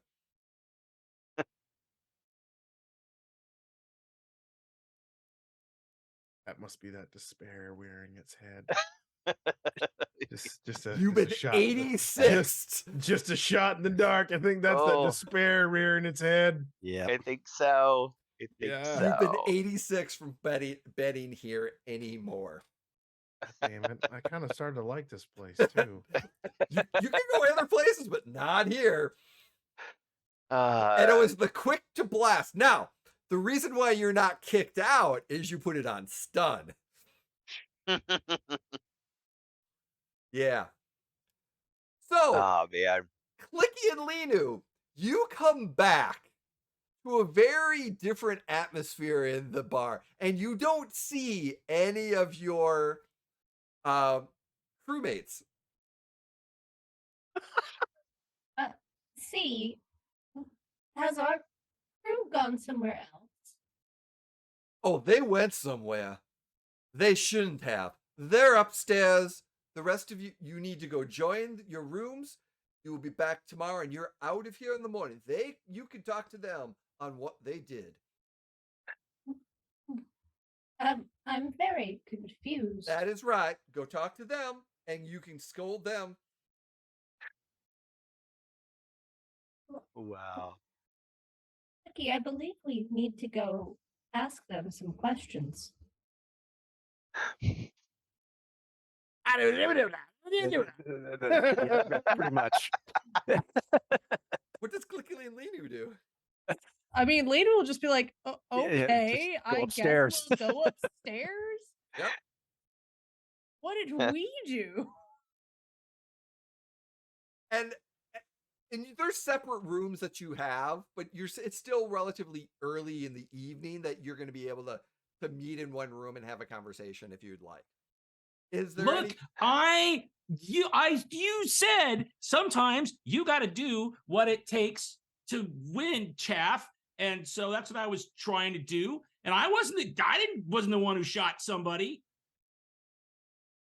It's like super loud. I'm yelling. Knock, knock, Here, knock. you led to the situation. Like he gets all excited about the fact that there was somebody shooting somebody. He's like, listen. Knock, knock, knock. Come in. Now, careful though, because I don't Chaff think I might have a shoot key you. to their room. Here. Oh, I need you I'll to open the door. Separate rooms. take in a deep breath and calm down and understand that you cheated at cards. By all rights, I should have just let them kill you. There are 3 things that you don't ever do. All right. 1, insult someone's mama. Okay. 2, try and steal someone's lady. And 3, cheat at cards. Okay. All right. That's it. That's all you got to remember. Don't do those 3 things. You'll be all right. Don't cheat at cards. I'm assuming you came and opened the door while they're having this discussion. Yeah. Now we can't gamble here no more. Welcome. Well, it's not like you were winning here. Who cares? And he holds his coat like, I for once was winning. And you know, and you're welcome. I know. What How? happened? What? Because I did so bad. Kier cheated at cards and nearly got killed, and Chaff stunned a guy, and now we've been kicked out of the bar. So Kier cheated and won, but Chaff has all the money? No, I didn't win. I cheated and lost. They caught me. But Chaff won a bunch of money, and then he shot a guy. Shot a guy on stun, which is why he's not arrested right now. Oh, now Clicky gets depressed when you say stunned. Yeah. Luckily, Clicky wasn't here, or we would have been in a jail. What was the purpose of cheating? It's highly simple to win those statistical games. Well, maybe for you, Linu, you're like super smart. I just wanted to win and like show I could do something other than fly the ship. You guys talk about it, me flying the ship. That's all I'm good for. You're a very yes, good pilot. you can fly the damn ship. None of us can fly the ship. You have a critical skill to the operation of this unit. Actually, Clicky can. He's a pretty good pilot. Yeah, you're the only one who can fly the ship, and Clicky's elbowing you. Yeah, actually, no. I mean, Clicky can. In a jam, Clicky can. He's a good pilot. No, Clicky can't fly. Do you know why Clicky can't fly? Because he's the only one who can man the guns. That's right, Clicky. You don't fly. You shoot things. Well, actually, I have gunnery skills too. So as we cross train this on the ship, so I could do that if you want to Clicky to. I'm just gonna check. Clicky can't fly the ship because Clicky can't reach the pedals. Now that's not fair. All right, those seats are adjustable. Chef, it sounds like you also shoot things, given that we are coming back to find out you shot someone. I stunned someone. With a gun. What y'all think this was for show? Y'all thought this was for show? No, I know how to use the dang thing. What is wrong with you? I just don't like to. You've made a big point about how appearances are everything, and perceiving something as functional is more important than it necessarily being functional. I mean, you're not wrong. But at the same time, like, yes, I know how to use it. And he like literally like pulls the blaster out and literally does like the Johnny Ringo freaking flipping it around back and forth thing or whatnot, and then flourishes it and then he puts it back. I know how to use the damn thing. Just because I don't like to doesn't mean I don't know how. Well, I believe it is now established that you know how to use a gun. I'm sure Clicky is very pleased with that information. Isn't that right, Clicky? And Clicky takes his gun out and basically mimics everything that Chaff just did, only faster. I have a headache. And he just walks off. So the evening dies down and everyone gets a good night's sleep. They wake up in the morning. You wake up all in the morning. You're getting your breakfast. The information that you have on the transport that you're going to take is not too far away. There's one of the larger docking platforms to the east here at Port Moore, and I will show you what that is. So do we see C on our way out? Oh, you will, yes. Mm-hmm. Okay, cool. But you know, these large, and actually off here in the other area, off because the plateau kind of continues, and that's where a lot of the starships are setting to. So there is actually a transport over past this area that you're going to be getting and taking to Mashuda. But yeah, you get in the morning, you have your breakfast. C's there, and they're like, enjoy. Your destination will be at Mashuda. Remember the coordinates. You'll need to rent what you need to do. And when you are busy, you're welcome to come back. And I might have a job for you in the future. Listen, I'm real sorry about that, but I didn't kill the guy. Okay? And that is why you're only 86th from gambling. Listen, I really like it here, and it's nice here, and it is great. And I was just trying to, like, bring the situation down before it got any more elevated. I know. Is the ban temporary or permanent? That may depend on future endeavors. Look, So perhaps it was- could only be a 6-month ban. Possibly. it was my fault, not Chaff's fault. He shouldn't have to. He was just trying to protect me, and I did the stupid thing. So if you don't want to ever let me gamble here again, I understand that. But Oh, you can't gamble here either. None of well, you I mean, can. like ever. I don't intend to gamble. So, but you're welcome. You are welcome to come back in the bar. Like I said, you enjoy your. I look forward to meeting and seeing what you can accomplish with your franchise. Safe travels. Our path will cross again. Do we is like to our transport? I assume we got to walk a little bit to get to our transport. Pretty much. I am going to quickly and quietly duck into a whatever Tashi station we pass by and grab a couple of rocket wraps. Yep. And then hand one to Kier and his sullen, very, down and out look, type thing, and be like, it'd be all right. First lesson's rough. I don't deserve a rocket wrap. Yes, you do. You deserve all the rocket wraps. Buddy. Oh. You deserve a rocket wrap. All right. I'm really sorry. I know you liked it there. You know why? Gambling there. You know why you deserve a rocket wrap? Why? Because you're the best goddamn pilot this side of the star system. Well, I'll stick to that.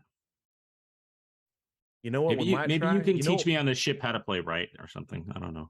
No, maybe cards just ain't your your stick. I heard over in the wild space they got this thing called a Dabu table. Maybe we might try our hand at that. There's other card games too. There's definitely other card games. I got to learn to play Sabak. I believe there is a Sabak simulator on the entertainment console of many ships. Why Sabak though? My dad played Sabak. Okay, fair enough. Then good enough. We'll teach you how to play Sabak. Against people, not against machines. I've found that the machines make quite challenging opponents. Sometimes more challenging than people. Good against remotes is one thing. Good against the living, that's something entirely different. Many machines do not have a poker face to read. That's part of the game, is learning to read your opponent. Well, that's silly. The game is a card game. No, it's not just a card game. It's a battle of wills and the ability to know and understand the person that's sitting across from you, just how desperate they are or how flush they are at the time. You got to figure a hand of Sabak has caused ships to change hands. Hell, I've even heard rumor that a planet was decided over a game of Sabak. So An entire planet? So it's all about what's on the line. It's a very romantic view of a card game. I mean, I guess. I'm just saying, you got to know when to hold them, know when to fold them. As he just keeps on walking down. Do not disappoint. So we're going to move forward a little bit, and the 2 weeks that you're taking your transport, because there's multiple transports that are paid, and you're not in the the first class or business class, but you're not in coach. You're in comfort class, so it's a decent. You've got meals, and you've got to change transports twice. So you got some, got a layover at one, and it's going to take you, like I said, 2 weeks to get there, and your meals are paid for and everything else. It's going to go quietly. No issues, no incidences, anything like that. It's going to go quietly. You're going to land in Moshuda. And when you arrive on Moshuda, one of the transport kind of comes in and lands, and you know that with Mashuda, it is just a tiny place. But there's some additional, if you look at the map in Mashuda, there's a greater area around Mashuda that has lots and lots of stuff here. Except, but when you come in, you notice that there is a portable floating landing pad, and then you land out here where the transports land and debark. And there's a lot of different things that are available within Mashuda. Licky, this particular is so familiar for you. How is Clicky feeling? It's been a little while since the incident at Mashuda. Oh, he feels fine because we got out of there alive. So it's very true. I will give you this. And it's like most people can't tell Jawas apart, so he's not worried about blending in. Exactly. And you do know that there is the Jawa. There's the Jawa traders, which is in right here with it, which is in Mashuda. But there's Traveler's Den, there's a scrap meet, there's your swoop shop right here is where you can rent some bikes and things of that nature. The coordinates you have is the Black Valley moisture farms. And that is where you need to go. This location here on the map. Southern. Kind of down further. To get there, you can get by Dewback. You can rent some Dewback stables, so you get some Dewback, or a bike. However you want to do it. Or a speeder, for 40 credits for the day or 20 credits for the day. You can get a speeder or, 10 credits a day each for each bike. I think a speeder with 5 seats is the most optimal method of transport to reach our landing pad.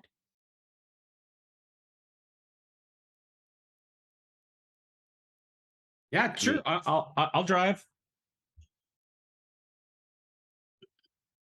Well, I'm fine with that. I mean, the Dewbacks are cute, but yeah, they kind of smell. I'm not very experienced at managing Dewbacks.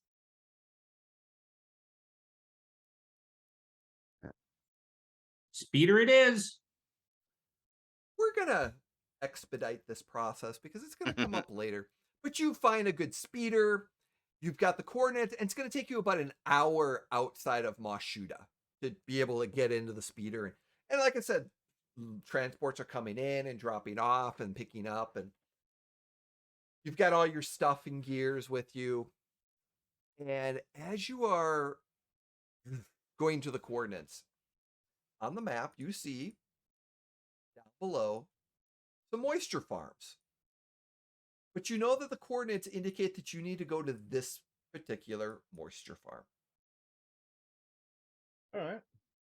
It'll take you about an hour to get there. The sands, blistering, suns, the 2 twin suns are there. And it's, like I said, it's a nice warm drive, but there's no particular issues or anything as you're going across the sands. And as you kind of come up to,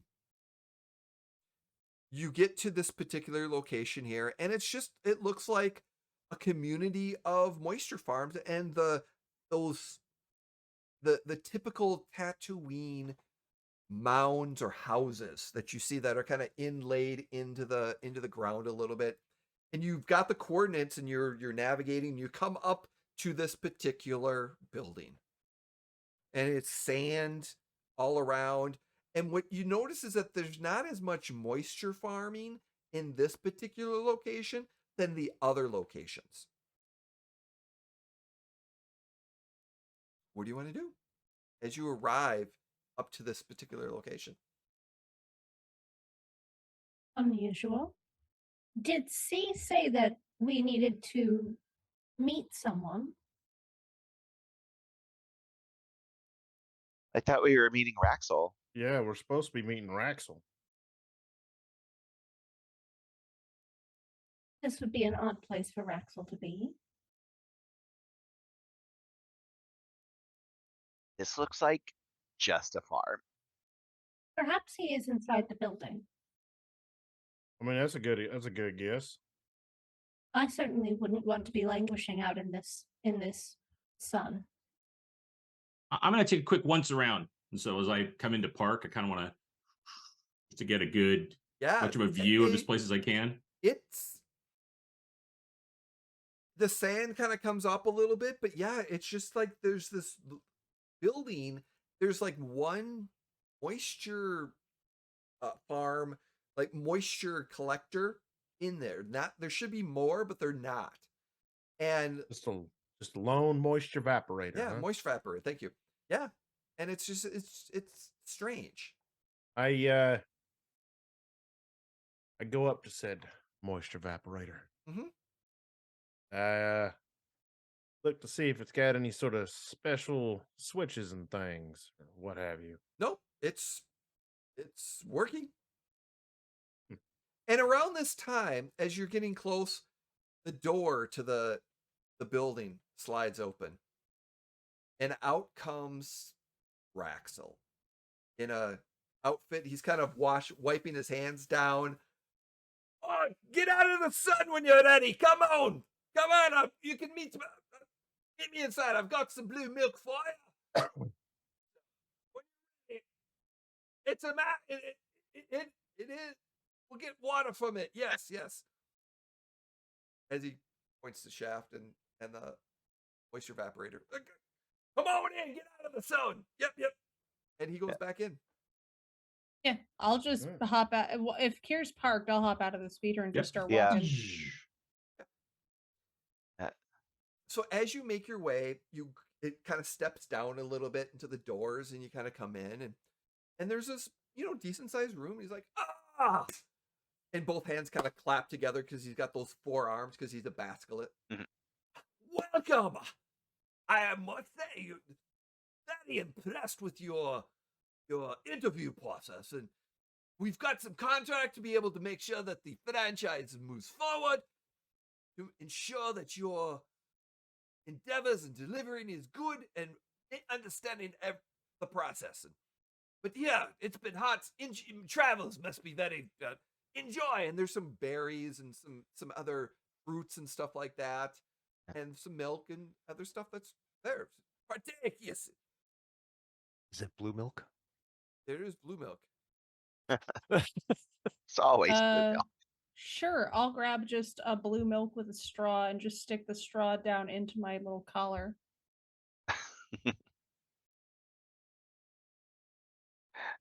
I am watching with fascination. And after a few, and Raxel kind of moves in, and there's another larger room, like a dining room. Since there's no like upper, but there's like it kind of goes out to some different rooms and things of that nature. So is it nice or is it kind of shabby? No, it's actually fairly decent, but it's pretty. It's not up. It's not. Doesn't have a lot of amenities, but it definitely is clean, and it looks like it's it's okay. Mm. And he's kind of sitting in he's kind of sitting there, which eventually he's kind of sitting in what the main room that's kind of getting this area. He's like, so how did it go? From you, I like to hear, how did it go? Everything good?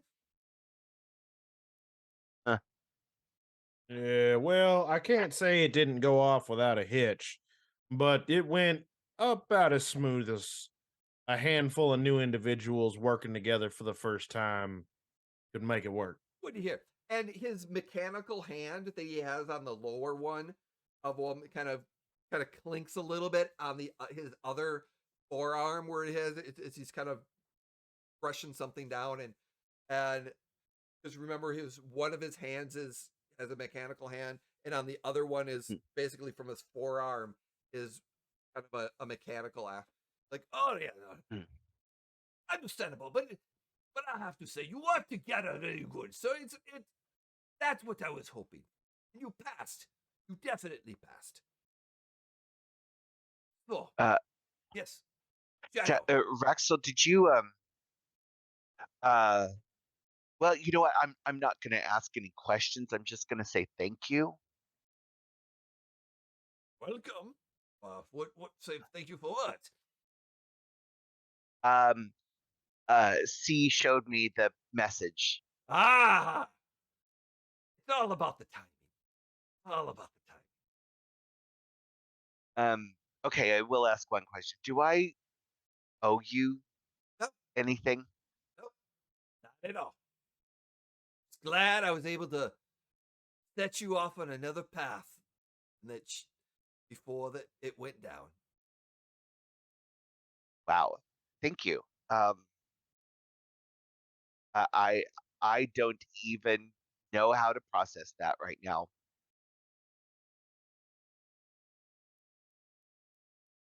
No worries. So, I know you're excited to get to a few formalities. Lino, you probably want to look over this just to make sure that it looks sound. And basically, there's a data pad that has more or less a contract that you are now indulging into a franchise business with Raxel for his delivery service, that you are independent of this, that any actions or illegal actions in which do not represent the company as a whole, but you are part of the company, and at given time, if you are free to do any deliveries or any jobs you see fit you would like as an independent. There's no requirement for you to if there will be at times jobs sent to you for your review. At no time are you required to take them. There may or may not be a job that is preferred and highly requested, but again, you are not required by owning this particular to are obligated to take it. As Does yes, mhm. does the contract outline any debts, fees, or other sort of shady business practices that would be used to essentially line Raxel's pockets, taking money out of ours, or limit how much we could make off of jobs? No. The only thing is that as a franchisee um licensing fee, he does get 1%. Or is it one? Well, I believe I said 1% or 5%. I'll have to double check. Of all your credits that you make, there's a yearly licensing fee based off of what credits you make in the deliveries that you pay as a licensee. And that's out of gross profits, out of net profits, or out of total income? It is out of gross profits. Okay. Okay. I believe that's what it says. Out of gross profits, out of your profits, your total profits, you get a certain percentage off of that gross profit comes to him. So yes. So instead, so it's at the end. So he's not sticking you at the beginning. He's sticking you at the end, more or less. So, and as you're reading it over, you realize that this is it's a very sound contract, and there's no little ways in there and generally, it's siding for you. I mean, it definitely is in your favor. It could have gotten a lot like in Raxel's favor, but it's not. It's literally as you would ideally love to start off a business with all the legitimate bonuses and benefits of being able. They're here. Like I said, this is not too good to be true because it definitely lines it up, but it's definitely a positive. Raxel is rooting for you. So Hey, GM. yeah. That whole thing where I knew a lot about Raxel. Yep. What did Raxel look like in the previous knowledge I had of him? Or did I know what he looked like until I met him? You didn't know what he looked like until you met him. Okay, putting a pin in that. But I will say that there was information that he did have a metal arm. You did know that. So the metal arms line up. Sure, but anyone can get a metal arm. True. You just have to lose one first. Right. Yeah. If it's profitable enough to you, you might invest. This business only costs one arm, not a leg. Half off. Dun, dun, shh. So as he's like, now to ensure that we can move forward, and it does state that you will be given, as part of opening up, a ship will be you will be able to select a ship of moderate to of equal value to be able to start off with this. Some it comes as is. Some repairs may be required. That will not be on him, but the cost or value of the ship is not counted against you. It is as part of opening up the business. So whatever the ship would normally be costing and or it's waived as part of opening up the business. So you are not having to pay anything back for that ship, but all repairs to that ship or any modifications are all solely on. And then final contract question, because I know Yes. this is thrilling for our audience. Should the franchise be dissolved, would our ship go back to Raxel or would we retain it? Value of the ship would potentially be percentage of the value of the ship would be paid back to Raxel if the franchise got resolved. Is there any protection against it being dissolved without our knowledge? No, it cannot be dissolved without your knowledge. Right. So I'm asking a more very kind of pertinent question. And, this may seem a bit off, but please. seems to happen from time to time across the stars. And I'm really just kind of interested to find out, so given a hypothetical, the ship is technically yours due to the financee type situation. No, it's all of yours. The 6 of you own, the 5 of you own it. But if that's the case, if the contract's dissolved, then we got to pay you the value of the ship, right? So we kind of owe you, right? No.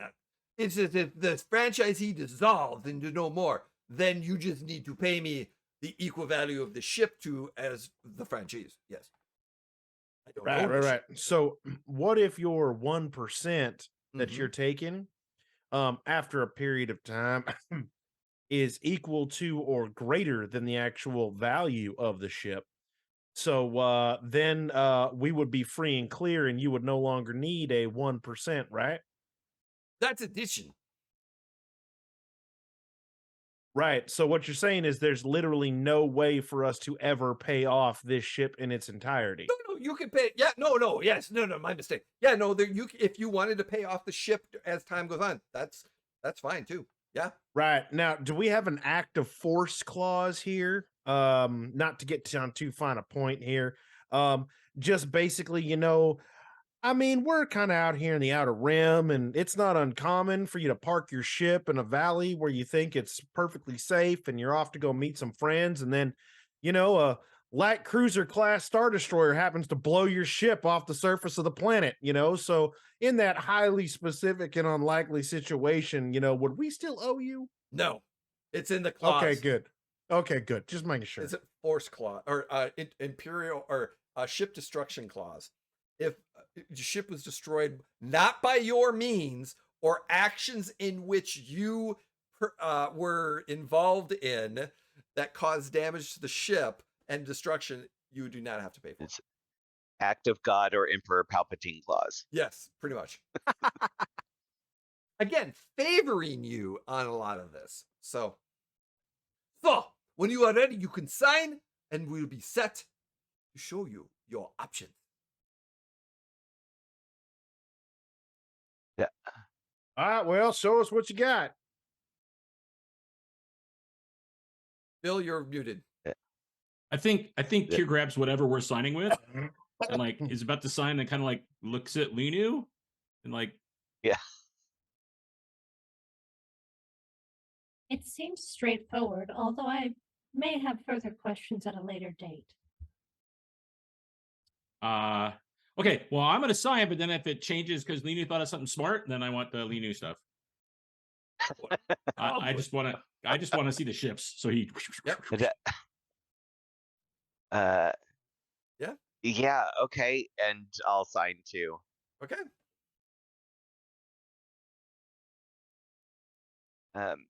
If Kier signs, Clicky signs. Okay. Yeah, I sort of, after I sign, I sort of like slide it towards Chaff. Like, waiting on Chaff's signal to make sure he signs. Chef signs it. Okay.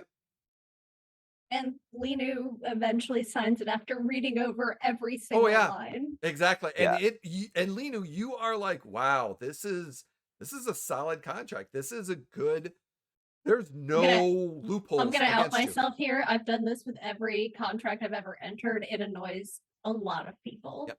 No, and Raxel is welcoming it, and he's like, "This is when." He's like, "No, what? I take your time." And after about an hour of all this, he's like, "All right, are you ready?" And he goes up and pulls down on a device, and suddenly a door opens up to a secret door and starts walking down some stairs. Come on! And as it kind of goes down to the left a little bit, there's another door. And he's like, now, you get to choose one. But we'll see. And he opens up. And as you walk down, you now walk into an underground hangar. Oh. And there are several ships down here. And over the course of the ships, you see they're in different sections of damage and non-damage. And over the next hour, you can inspect the ships to kind of decide which one you choose. So it's not something you have to choose on spot. You get to actually look over. There is a fire spray that's heavily damaged. It's got a missing part. There's definitely some hull damage to it. It's missing some systems, things of that nature. Some of the stuff has been stripped. Definitely not worth it. Half the guns are gone and blasters on it. Yeah. You also see there's 3 ships in here. There's also a YT 2400. And then it's pretty banged up, pretty good. It's got some system issues, but not great or anything like that. And then there's an IHL-KK D series, which is an unusual series. Cathedral or where's my brain just stopped for a second. It is a Citadel class light freighter. And this particular one, even though it doesn't look great, it's got a horrible paint job. It looks the most intact. Like hull-wise, it doesn't have any hull damage onto it. But it's got some system errors. But you do notice that it's got some additional. It's an older model, but it's got potential. It really has got some potential. And it's missing some weaponry. It's got some other components missing, much less than some of the other ones. But this particular one here, it just calls to you. Linu. This one is like looking at the systems, like the modification availabilities on this one is nice, but the outside just looks horrible. But as you're kind of looking on the inside, so it's got some systems. It's got some system strain, but it's definitely available for modifications. And it's got the 2 ports that you can actually clip fighters on, like a Silhouette 2 fighters on them. That you can. It's got a huge weapon mounted available on top. Normally, the normal Citadels have just a wing. This has an additional pod on top that can be used for upgraded weaponry. Instead of your standard cannons, it could have a turbo cannon on it if it wanted to. You can upgrade. So that was the special D series on this one, is that you can just upgrade the weaponry in the main section or do something else with it. But as you're looking at these ships, you finally see all of them. Saw! And Rax will come, Saw! The ship's in time! Which would you like? Kira just walks over and like puts two hands on the Citadel. He's like, he looks back. He's like, "Oh, this is really good. This is really there's so much we could put on this ship. This is really good." Here, that's a good choice. It's Yeah. got a lot of potential. You want to fly that thing?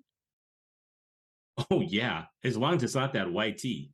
You're braver than thought. IHL KK series D series ships are actually quite effective at navigating the treacherous areas of the Outer Rim, incredibly efficient for shipping operations, as it were. The other thing you notice is that the D series, so it's an IHL KK, but the D series was a specialized model of this particular Citadel class, and there's only a handful of them out there. Looking inside, is there a medical bay? Yes, there is. Ooh. What kind of shape is that in? It's in a decent spot, it's shape, but here's the thing. It doesn't have a back-to tank currently, but it has a hookup for one. Okay. All right. And then yeah, it's got it's got what we need. Plenty of living quarters. Yeah. Clicky. Look at the gun port up top. Got multiple weapons systems. Clicky's already, total. That's the only thing he cares about is the weapon systems. Kier's going on about how fast it is and how much room it has and stuff. Clicky's just, just nodding his head a lot as he's. Now, Clicky, as you're going through the gun systems, you notice that this particular has a tractor beam. It has missile launcher capabilities. Oh. But they're not available. There's no missiles available. Concussion probably. There's twin mounted laser ion cannons on the wings, and the wings fold up for it to land. So on the side of the wings, there's the ion cannons, and then in the center there is on that deck there is a laser cannon, forward mounted. There's no rear guns though, right? There are no rear guns, but the wings might rotate backwards to shoot with some modifications. Yeah, but that would be controlled by the cockpit. Or the gunning spot. Yeah, or the cockpit and the gunning. Yeah, the cockpit. Actually, let me take that back. It's turret, so they actually go backwards. So it's turret mounted. So the wings can go backwards, but also the turrets go 360. If those can be controlled by the gunner. But you're pretty sure that right now they won't work. You're going to have to do a slight modification to make sure that the turrets can go 360 back and forth. Okay. Well, right now they're in a forward position, but as you're looking, you can get them modified to go backwards as well. So it's either forward or rear shooting. Okay. So it's like, you need a name for it. If you're going to choose that baby, you're going to need a name. What are you going to call her?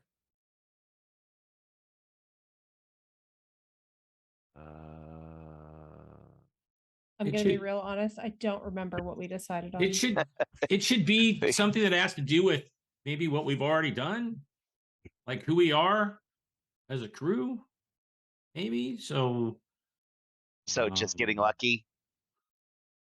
Yeah, we've been pretty lucky. The lucky. I don't know if I like the lucky. The lady luck. Luck. I think it might be interesting since we have such a novel named captain to have a ship that sounds like it's out of a novel. Okay, so maybe not, because like Lady Luck and Luck, lots of doesn't sound right. What about like the Dark Avenger or the Shady Blade? Do you just like sit in your bunk and dream these up? Yeah, don't you? I mean, it is kind of a, like, I mean, I get it. I very much get it. Want to name your own ship. I mean,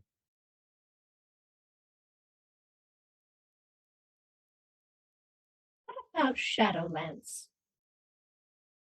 Ooh, I like it. I like Yeah. that. I I like like Captain- that. Got a ring. dude. Captain Starfall of the Shadowlands.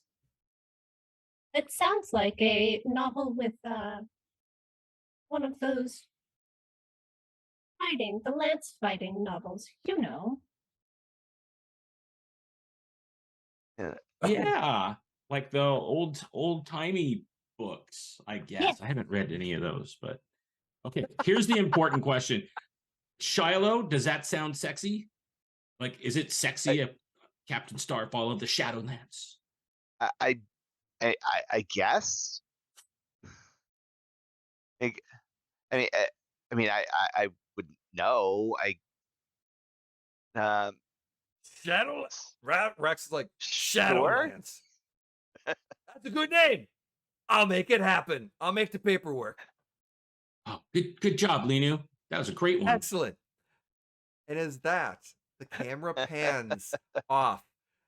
It's the 5 new crew members of the Citadel class IHL-KKD series, newly named Shadowlands. That is where we're going to end our mid-season finale. We will be back February to start part 2 of season 1 of Luck of the Draw, when they will have their ship ready to go, and we will talk about what needs to happen to get that ship flying and what deliveries they're going to need to line up. Thank you, everyone, for joining us. This has been such a pleasure. We are looking forward to having a quick break, and then we are going to get some ship quirks. We're going to get some what's wrong with the ship and what do they have to do to get it fixed before we come back in February. So I'm looking forward to having all that lined up for you so that we will have some more adventures. Thank you again. I'm Jay, also known as Neofest here in the socials, but we're going to go around before we get and say hello and where can we find you? And we're going to start with Kurt and go counterclockwise. Kurt, thank you so much. Where can we find you? I did it, Pa. I did it. I did it. I fought the RNG and I won. I won. Oh, lordy. You can find me here for Shadowport Adventures on Sundays for Luck of the Draw, which is the game that I am having the absolute most fun with out of all the games that I am playing in right now. Yeah. You can find me here on Thursdays, but not this Thursday, for where I DM Champions of Eclipsia. And then you can find me on my own channel, which is twitch.tv/Covenant, KUVENET, where I sometimes stream various video games and what have you. The Star Wars bug has bitten me really, really hard in the last couple of weeks, so expect to see that kind of stuff on my personal channel. You can find me on Twitter at my name there, or you can find me on Hive. Join the Hive at Covenant, because it's just better. But past that, that's all that I have currently going on, and convincing Jay that I'm going to run several things in the future. That's about it. Yes. we'll talk about in just when we get done. Thank you so much, Kurt. Adam, how are you doing? Where can we find you? Hello. Hi, everybody. My name is Adam, and you can find me on social medias at Hoobuk. That's HOOBUK. Except for the couple of social medias where I can't get that, and there's an extra O now. And then you can also find me every other week or so on the Happy Jacks RPG Network, where I'm usually doing the advice show, our Friday night advice shows at 7:30 p.m. Central or Pacific time. And just answering emails and questions about gaming and GMing and playing and all that fun stuff. And then we go on rants, and it's a great time. Awesome. And that's all right now. Not currently in any other streaming games because of some professional stuff coming up soon. Needing to take a little break. We wish you luck We'll with be back. those. I hope thing all works out. And like I said, check them out. Happy Jacks, our friends there. So thank you, Adam. Emily, how are you doing? Where can we find you? I'm doing all right. You can find me also on Twitter and Hive at the same username, same handle. That's formerly known as MFRMRLYKNOWNASEM. I am going to be at PAX Unplugged playtesting a game that I wrote in a couple weeks. I think like 2 weeks now. It is very close. And you can also find my work over on the ATL by Night channel. And I do my own games on Twitch at formerly known as Emily. So catch me everywhere. Nice. Awesome. Thank you so much. Jim, how you doing? Good. So yeah, Jim, Hawkmere1, both Twitter and Hive. Obviously here on Sundays playing Star Wars, and every other Wednesdays here on the Emporium of the Wayward Gamer playing in Salt March Legends, where I play Glassstock, the dad of the party. So The bestest dwarf ever. Yes. Oh, it's and that's our season, our mid-season finale for that will be coming up, which we'll talk about in a moment. Thank you, Jim. Bill, how are you doing, sir?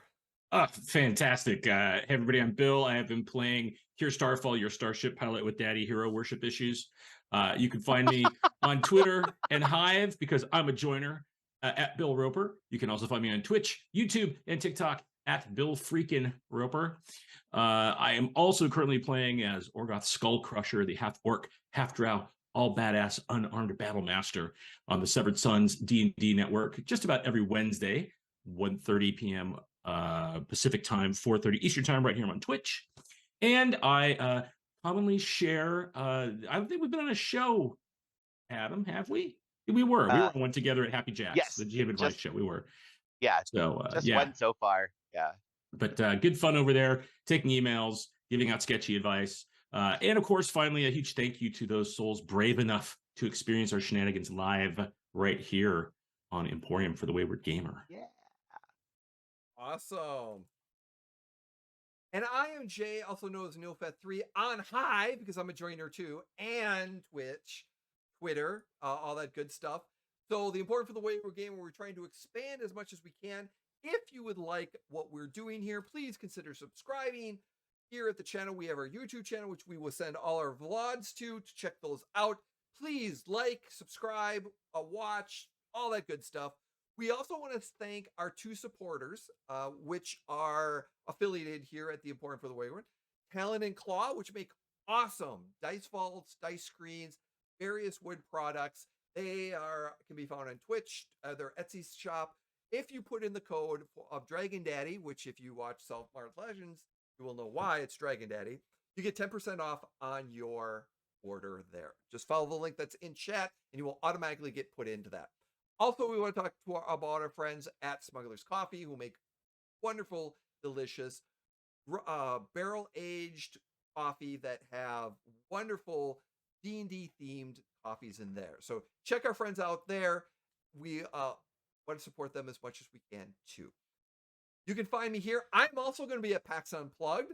I'm going to be running some games as well as just having some fun and meeting people that I've been meeting here in the Twitch world, but hopefully meet in person for the first time.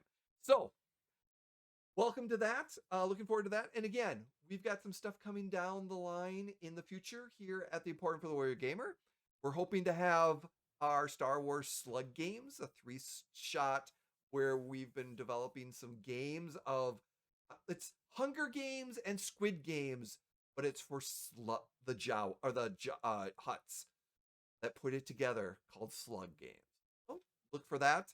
Some other channels, like I said, storylines that Kurt might be running coming up. Some other stuff. So check out all of our both now. Like I said, we are developing Hive for the Important for the Gamer as well. So and Twitch, or excuse me, Twitter. So we'll keep all that stuff up. A lot more coming up for messages in December, so keep us there. But before we leave, we're going to go try to raid someone. Yes. We've got a few options. There's D4. Josh. And we've got Gen2, Josh too. Yes, Gen 2 Penguin. Gen 2 Penguin. All right, we're going to raid our friend at Gen 2 Penguin, Joshua. And he's playing some Phasmophobia for those. So enjoy that. But before we leave, we're going to say thank you so much. Give some love to Joshua. Again, thank you for joining us. And remember, be kind and don't be a jerk. Have a good one. Take care. Bye. Bye.